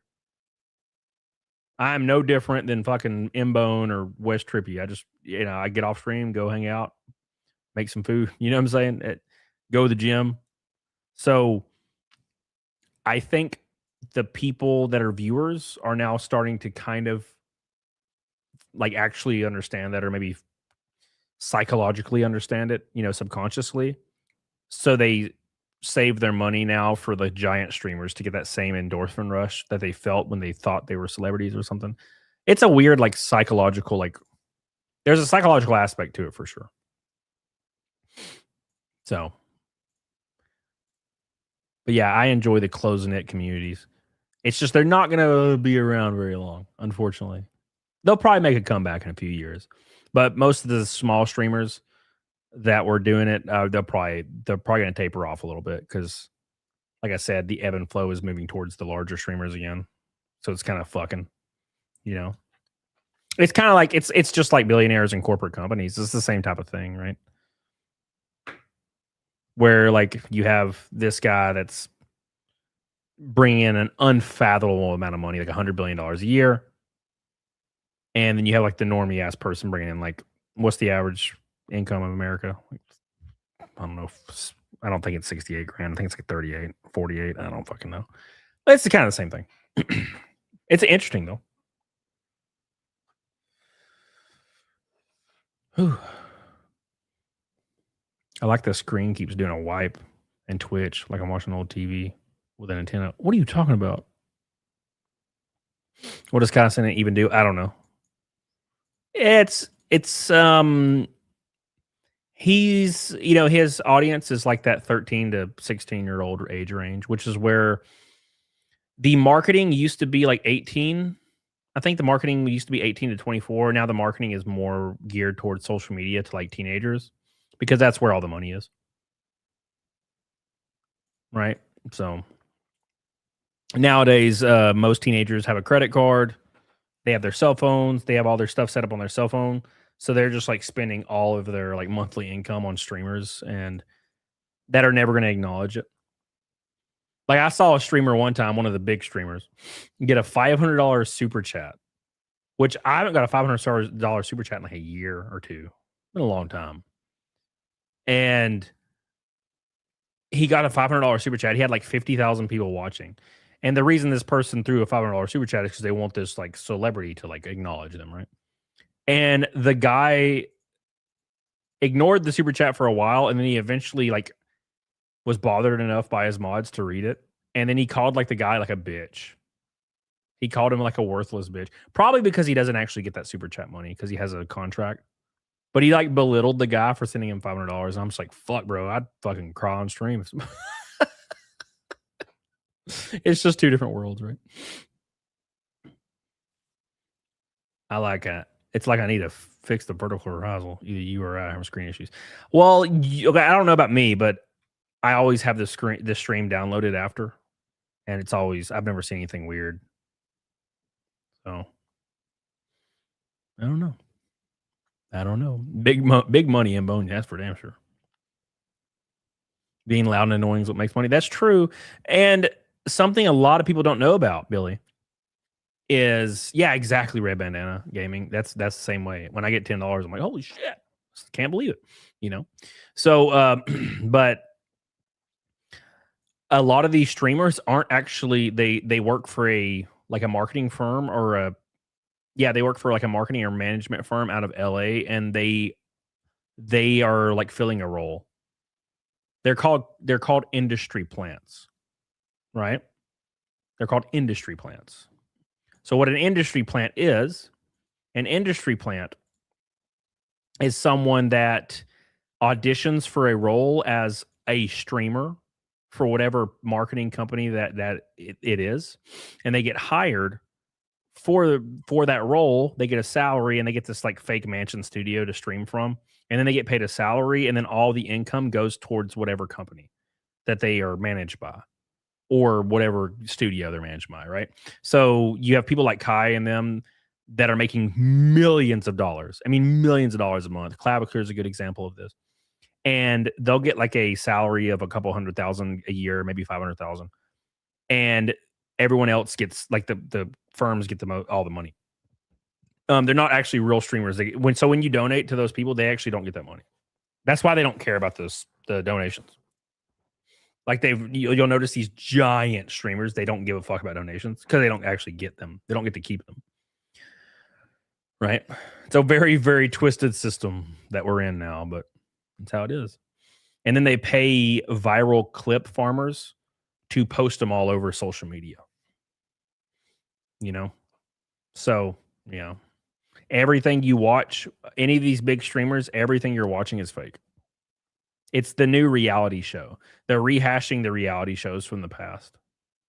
But they're actually auditioning people to take those roles now instead of just getting people that are literally not actors to do them. They're all actors. So that's how it be sometimes. Jarvis says, I like VTubers. I think VTubers are probably the last bastion for small creators. You know? Because they're like the last bastion of creators that kind of can do it as a job, whereas everyone else is starting to slowly fall off of it.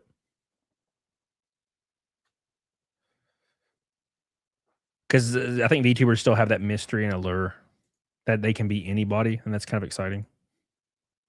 Right. All right. How much we got left on the Red Boy goal? We got 12 minutes left. 12 minutes left. And then we're logging. Shout out to all the boys. I appreciate you guys. We got halfway to Snake. We were halfway there. Halfway there. That's true, Billy. That's true. Ty Fresh just posting some damn cocks dancing. Hold on. Halfway there. Halfway there. All right. Working off one monitor is very strange. It's so, I don't know how people that stream use one monitor. It's freaking crazy. It always dies on a Monday, Billy. It's how it works. Monday's like storming the beaches of Normandy. It's like storming the beaches of Normandy, my friend. Look at that dancing chicken thing, duck, whatever the hell it is. I thought I was charging my phone. I guess I'm not. Okay, then. All right. Had my phone plugged up this whole time, 5%. Nice.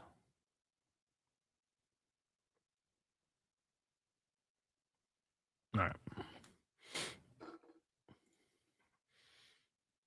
Never to. Hey, Renee Galarza, where you been? How you doing, brother? Shout out to my boy. Here we go. Doobie doobie doo. He's got the doobies. Doobie doobie doo. Doobie doobie doo. Doobie doobie doo.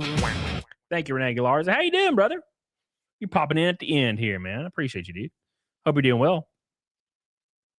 Hope you're doing well, brother.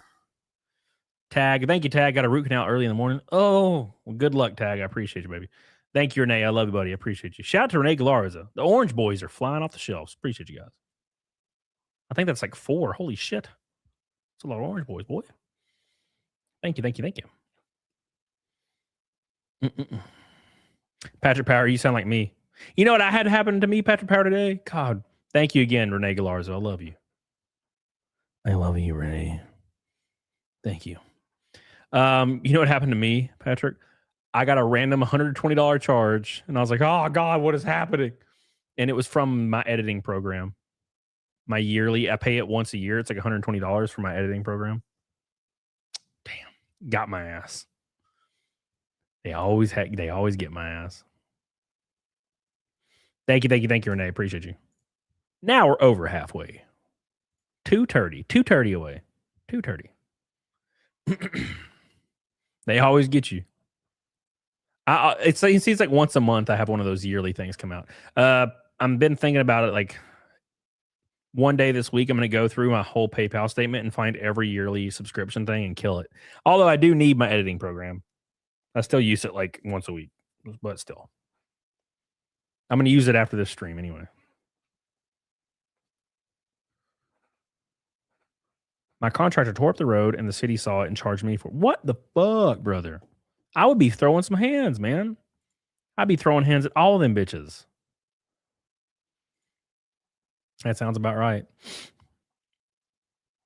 You know what it reminds me of? It reminds me of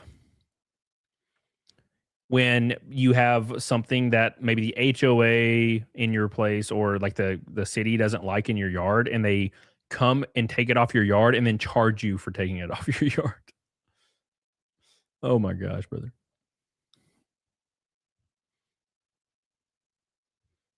And put his fist through the dead monitor. Yes. Oh, I can always just redo it. Ain't a big deal. Ain't a big deal, man. My cousin fishes on the Bass Pro Tour. I might be heading south soon for a small vacation. Hell yeah, brother. HOAs are coming. I don't know how HOAs legally exist. It's the strangest thing in the world. I do not live in one. Thank God. But I have friends that when I was buying a house, I specifically I asked my realtor like 9 times, HOA, right? No HOA, right? I was like researching, no HOA, no HOA. I do not want to deal with this. I already pay property tax. I already don't own my house anyway. Like I don't want another person taking a piece. That's just the most insane shit in the world. By the way, a little bit of a little thing here. Apparently the Quartering is teasing. So this guy says, you have an air show in the books. Does that mean we get a Bristol Renaissance fair vlog next? He says, yes, it does. So apparently, Jeremy's implying he went to the Renaissance Fair, which will be funny. Now, I guarantee you he won't have any footage of him walking around and talking, unless it's from a previous year. That'd be fucked up. Because you know everybody's gonna be tagging it. They're gonna be emailing Bristol. Hey man, you fucked us. You fucked us, man. You fucked me. 7 minutes left on the Red Boy goal. He's trolling. Yeah, I think so too, Chad. 7 minutes left on the $100 Super Chat goal. And then we're going to log. Shout out to Renee Galars. I appreciate you, brother. Shout out to Chris McGough, the top dog today. Love you. Yes, bait. Yes, yes. I went to my first rental car this, and it was so damn easy to not be a creep. Yeah, I don't understand him, eh? Like, again, Jeremy said it was normal behavior, and I was like, I've never in my life thought about walking around and like looking at women's asses and like filming children. I don't get it. I don't get it, man. That's true. Mindless self-indulgence, 100%. You can't believe anything Jeremy says now. It's just all nonsense at this point. None of it means anything, man. It means nothing. It's bullshit. It's bullshit. It's all bullshit. Shout out to everybody in Kick. Appreciate you guys. Love you, baby. Appreciate you. Love you. Appreciate you. Old Jer. Old Jer. Oh, speaking of Jer. Oh my God.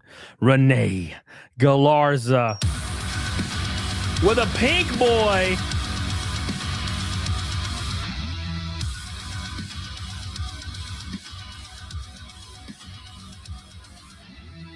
Thank you so much, Renee Galarza. My boy with a pink boy. My man. He's the top diggity dog. Renee Galarza. Thank you, man. I appreciate you, dude. Thank you, thank you, thank you. Shout out to my boy. Let's hear it for the boy. Let's hear it for the man. Let's hear it for my baby. You know you gotta understand. I forget the name of that song, but it's a great song. All right. Thank you, man. Appreciate you. Is that right? Is that right? It's not right. That's right. Okay. That's right. I know that's right. Look at that. Got 180 away. My man. Thank you, buddy. Shout out to my boy. The top dog. Top boy. 2 people were stopped from recording, and that's all Meteor is banned from Renford. Good. Good. Yeah, they don't need it on there because he ruined it for everybody. It's crazy. It's crazy, actually. It's actually crazy. The Quartering's pure degeneracy removed all filming at the Ren Fair. It's like the most unbelievable shit. Thanks, Renee. Love you, buddy. Shout out to my boy. He didn't even leave a message. Just freaking raw dog in my ass. Let me rephrase that. There's always next year. Yes. There was a surprising lack of titties, so not really. Yeah, I mean, is that a thing? Now, look, I've never been to a Renaissance Fair, MA, but is that like a thing? Like people just have their titties out? I don't know. I don't get it. I've just never been interested. And nothing against people that like Renaissance fairs. I've just never been interested in it. You know? I don't know. Even though I like that kind of thing, I'm not really interested in like going to that kind of thing. Like I like medieval lore and shit. But there needs to be an Egypt fair. I go to an Egyptian fair where it's just like sarcophaguses and shit. And like you go into like the little pub thing and it's just like a square stone building with like a spooky guy at the bar. You know? And it's dark. You go walk to a guy in the corner and he tells you about like some kind of missing artifact that you can go find, but it's dangerous and perilous. And it's cursed. That'd be nice. That's true, Matt Patrick. But no one wears a deodorant at cons. That's the issue. They don't wear the deodorant. That's the worst part.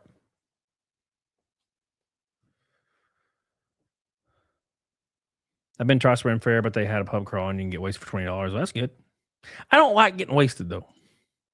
You know what I like to do? I can overlook that. You know what I like to do, Red Banana? I like to drink for like 7 hours and just maintain a slight buzz for like 7 hours. That's what I like to do. You know? Like I'll drink like 2 claws or a claw and a half an hour. And by the time closeout comes, you know, I feel all right. Usually probably almost sober by that time. It's nice. I like that. I don't like getting freaking blitzed. I hate it. I mean, it's fun in the moment, but like, I don't know, man. Ow. We got 2 minutes left on the Red Bull goal. Oh my God, boys. Down to the wire. And then I'm going to log the hell off. It will make me some food. But I'll be back tomorrow. Yes. Got to be back tomorrow for all the fun. Oh, guys. Oh, totally unrelated. Did you see the X Money thing came out today? Do any of you use X regularly? So I got access to X Money and they just gave me $15. And I'm just thinking to myself, how many daily users that have premium got $15 today? That's a lot of money, man.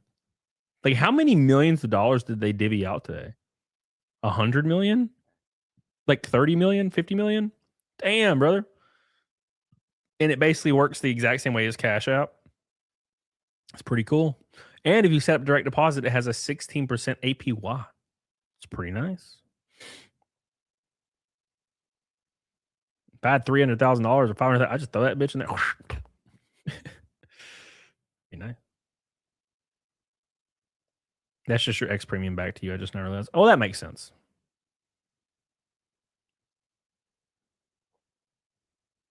$6 hams at Esconite Tall Cans playlist is pretty dope too. Right under Uncle Ollie's after. Oh, Justin, what the fuck are you talking about, brother? What are you talking about, brother? Oh, in LA. Shit. I've only been to LA twice and 30 seconds on the Red Boy goal. $100 super chat. 30 seconds. Oh, God, Jesus. I've only been to LA twice and I didn't really care for it back then. And this was like 15 years ago. So just I don't have a reason to go. Like, I'm not opposed to going. I just don't have a reason to go to LA. I would much rather go to like Phoenix or like, you know, Vegas. I love Vegas. A lot of people don't like Vegas. Fucking love Vegas. Just love it. Just love it, dude. All right.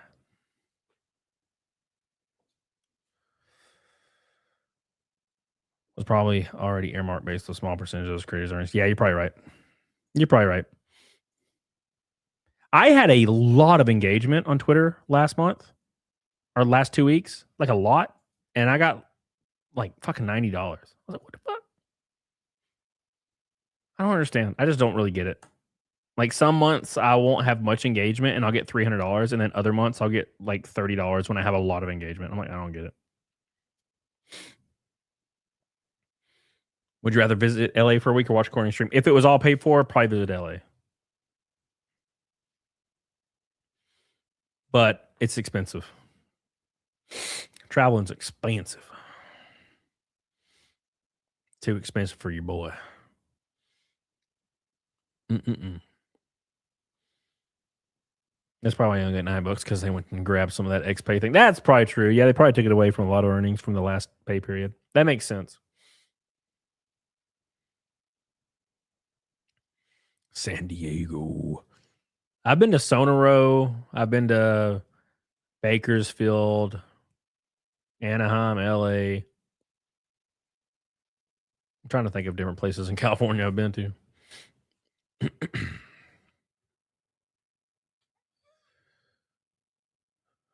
All right, boys. Shout out to Renee Gallarza. I appreciate you for being the top dog today. I appreciate you and I love you. Shout out to all the Orange Boys. M Bone for 2 of them. Renee Galarza, Phantom, all the Gold Boys. I appreciate you guys so much. Fell a little short of the snook. A little short. The snake usually dies on a Monday, though. So the snake this time made it to 12. Last time, monumental. Snake last time made it to 643, 654 or some shit. I don't remember now. It got pretty up there. The snake goal. streak was insane. This time it made it to 12. The Mondays, man. Mondays. That snake is in danger on Monday. The snake on Mondays it reminds me of playing Metal Gear Solid on European Extreme. That's the Mondays. That's the Mondays. Is Renee Galarza still going with another pink boy? Oh my god.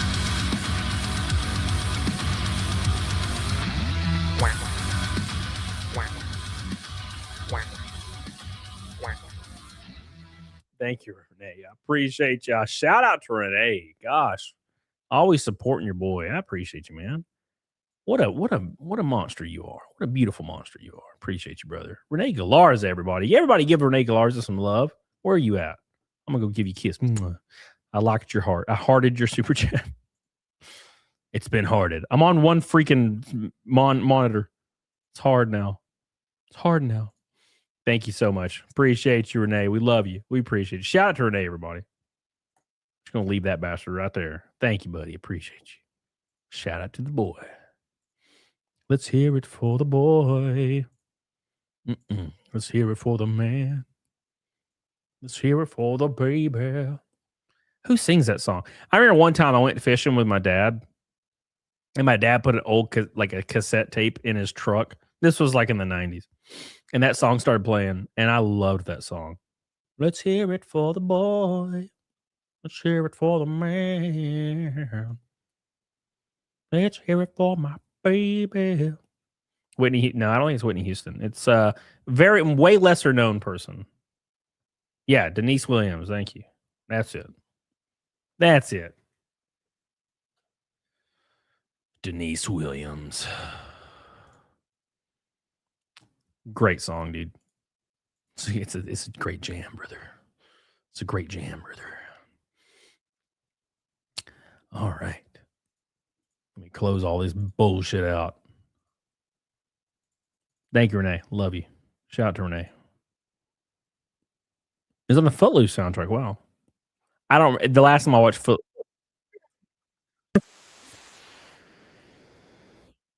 Oh my God. It scared the fuck out of me. Oh, I almost just had a heart attack, dude. Whew. I don't know if you guys could hear that, but some ad just played, and literally I almost shit my pants. Did you guys hear that? That was so loud.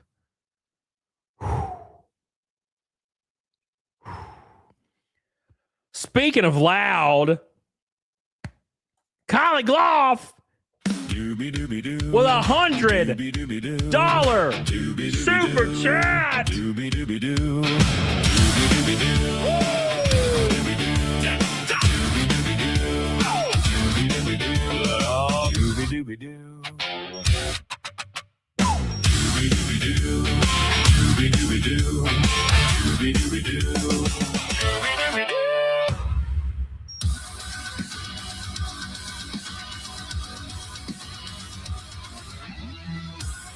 God.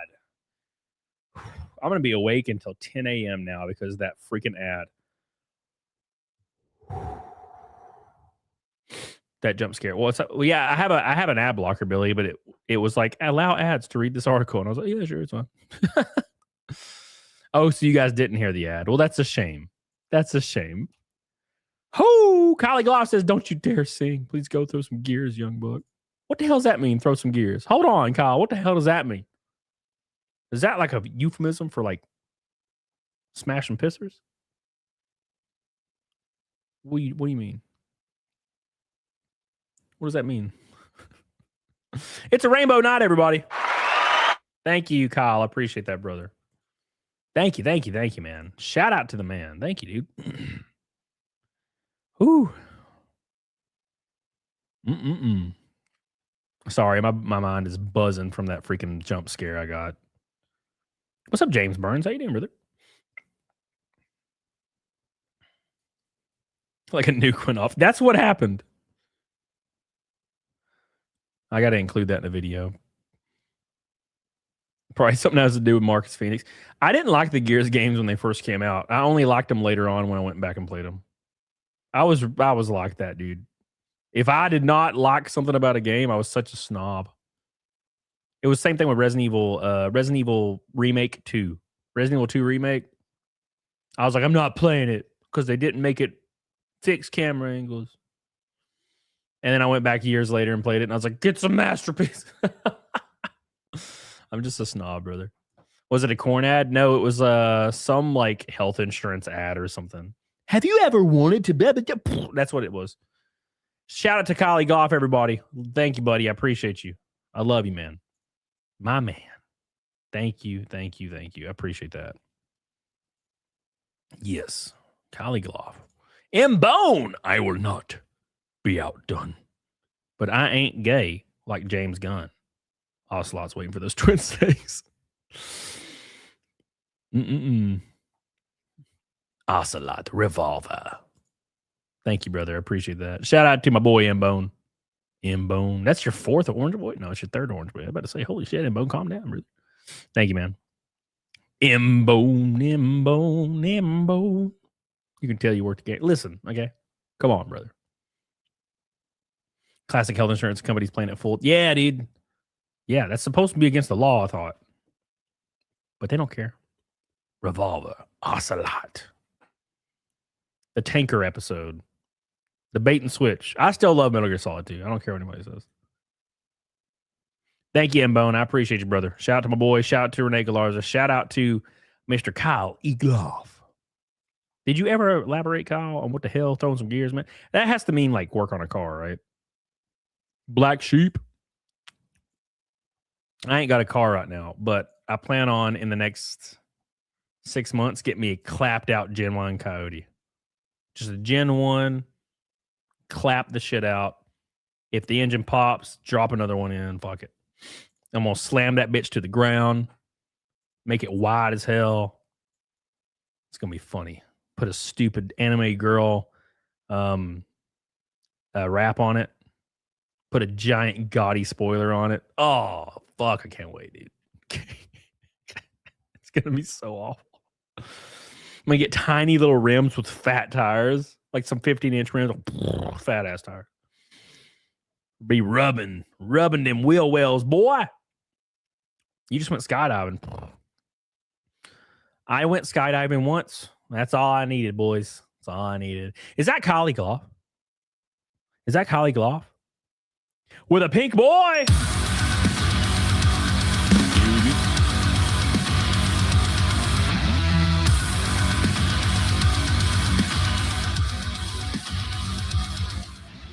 My man. It means turn loose and get lost for a second. You just said another phrase. What does that mean? What does that mean? Get loose. Get loose. So when I drink whiskey, I'm a little loose. Right? Girls are going crazy. Shit. Not the anime rap. Yeah, it's going to be nothing but anime titties, bro. I'm so excited. It's going to be so dumb. I'm just going to go all out. Just not even stuff that I actually like. Thank you, Kylie Gloff. I love you, buddy. I appreciate you. Somehow, Naked Snake returned. Somehow, Naked Snake has returned. Wow. And the streak is now 13. Big shout out to Kylie Gloff, Renee Galarza, M-Bone, Phantom, Rakin. God, everybody. I appreciate you guys. I thank you guys. I love you. That's not right. I don't deserve all that, but I appreciate you guys. Thank you. There it is. Wow. I don't know how that happened at the end there, but I appreciate you guys. Thank you. Shout out to Master Lon. Shout out to everybody. Play some death metal. Death metal? Yeah, I went skydiving once and I was like, all right, that's it. That's all I needed. Lucky number 13, Chad Amsler. Hell yeah. Kylie Gloff, M-Bone, Renee Galarza, even Mick Steller's dumbass is in here. I appreciate you, brother. Mitch, Wings of Shoe, Master, Chris McGough, my boy. Patrick, Mr. Rakin, Mr. Irakuse, Roarcast, Phantom. Appreciate you guys. You guys are goats. Thank you, guys. Thank you, Renee. Renee started a train there at the end. I appreciate you, Renee. He got the hop up. The hype. Thank you. Make sure you guys do me a big ass favor and like the stream. Appreciate you guys. All right, boys. It's time to do some Naked Snake. It looks like it's time. And we'll be back tomorrow, boys. We're going to be back tomorrow. So I appreciate you guys. My whole freaking top of my screen is just a rainbow. Jesus Christ. Thank you, guys. Shout out to Kylie Gloff. Love you. All right, boys. It's that time for Snake. Are you guys ready? Are you ready for some snakes in your lives? Here we go. Where's my bandana? Where's my bandana at? Oh, why is it behind my monitor? My broken monitor. All right, boys. Let's do it to it, y'all. Who are we raiding? I don't know yet. I don't know.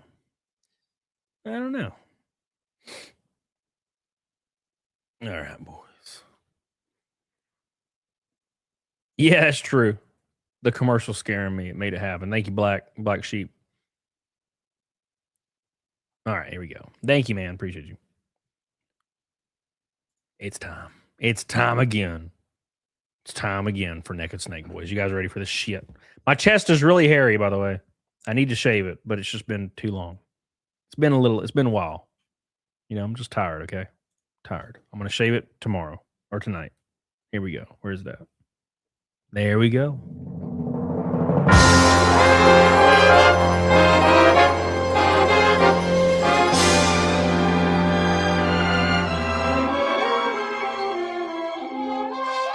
Here we go, boys.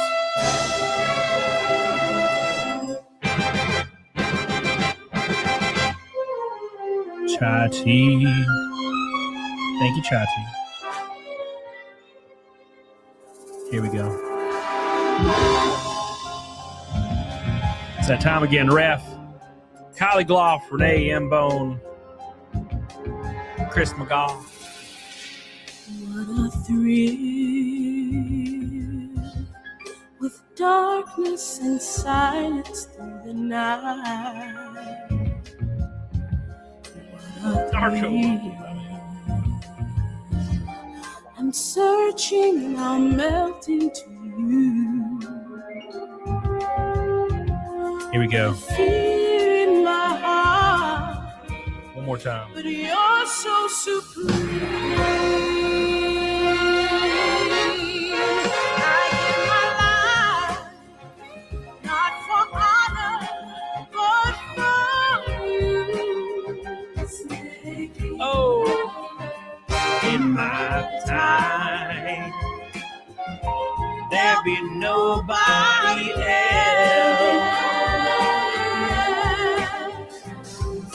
Cry, it's the way I fly to you. I'm still in a dream, snake eater. Someday we'll go the rain. Someday you feed on a tree frog. It's ordained a trial to survive. For the day we see give me life, not for honor, but for you. In my time, there be nobody else. Crime, it's the way I fly to you. I'm still in a dream state. Number 13, lucky number 13.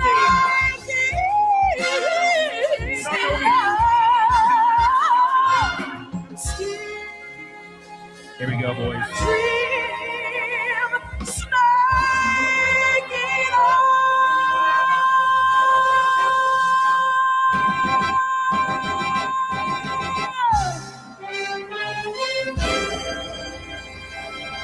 I appreciate you guys. Shout out to the boys. boys. I love you. Thank you. You guys are the goats. Collie, Gloff, Renee Galarza, hot diggity damn, Mr. M-Bone, Mr. Chris McGough, Phantom, everybody. I appreciate everything you do for me. I don't deserve it, but I love you. I appreciate you, Mr. Patrick Power. All the boys, you guys are goated. You're goated, I tell you. Absolutely goated. We're going to raid Melee Games. They're playing Campaign Evolved, and I kind of want to watch it. So we're going to raid those boys. Shout out getting to Naked Snake number 13. I appreciate you guys. I'll see you guys tomorrow. Get on it. Dig on it. Let's have a good time. Say Cam Raid in the chat, and I'll see you guys over there. Hail to the yeah. Shout out to these beautiful boys right here. Look at that beautiful boy right there. That beautiful boy right there. Look at that man. Look at that man right there. Oh, my gosh. Look at this man right here. Hot diggity damn. Tons of testosterone. Appreciate you guys. See you guys tomorrow. I love you. Hell yeah, boys. Cam Raid in the chat.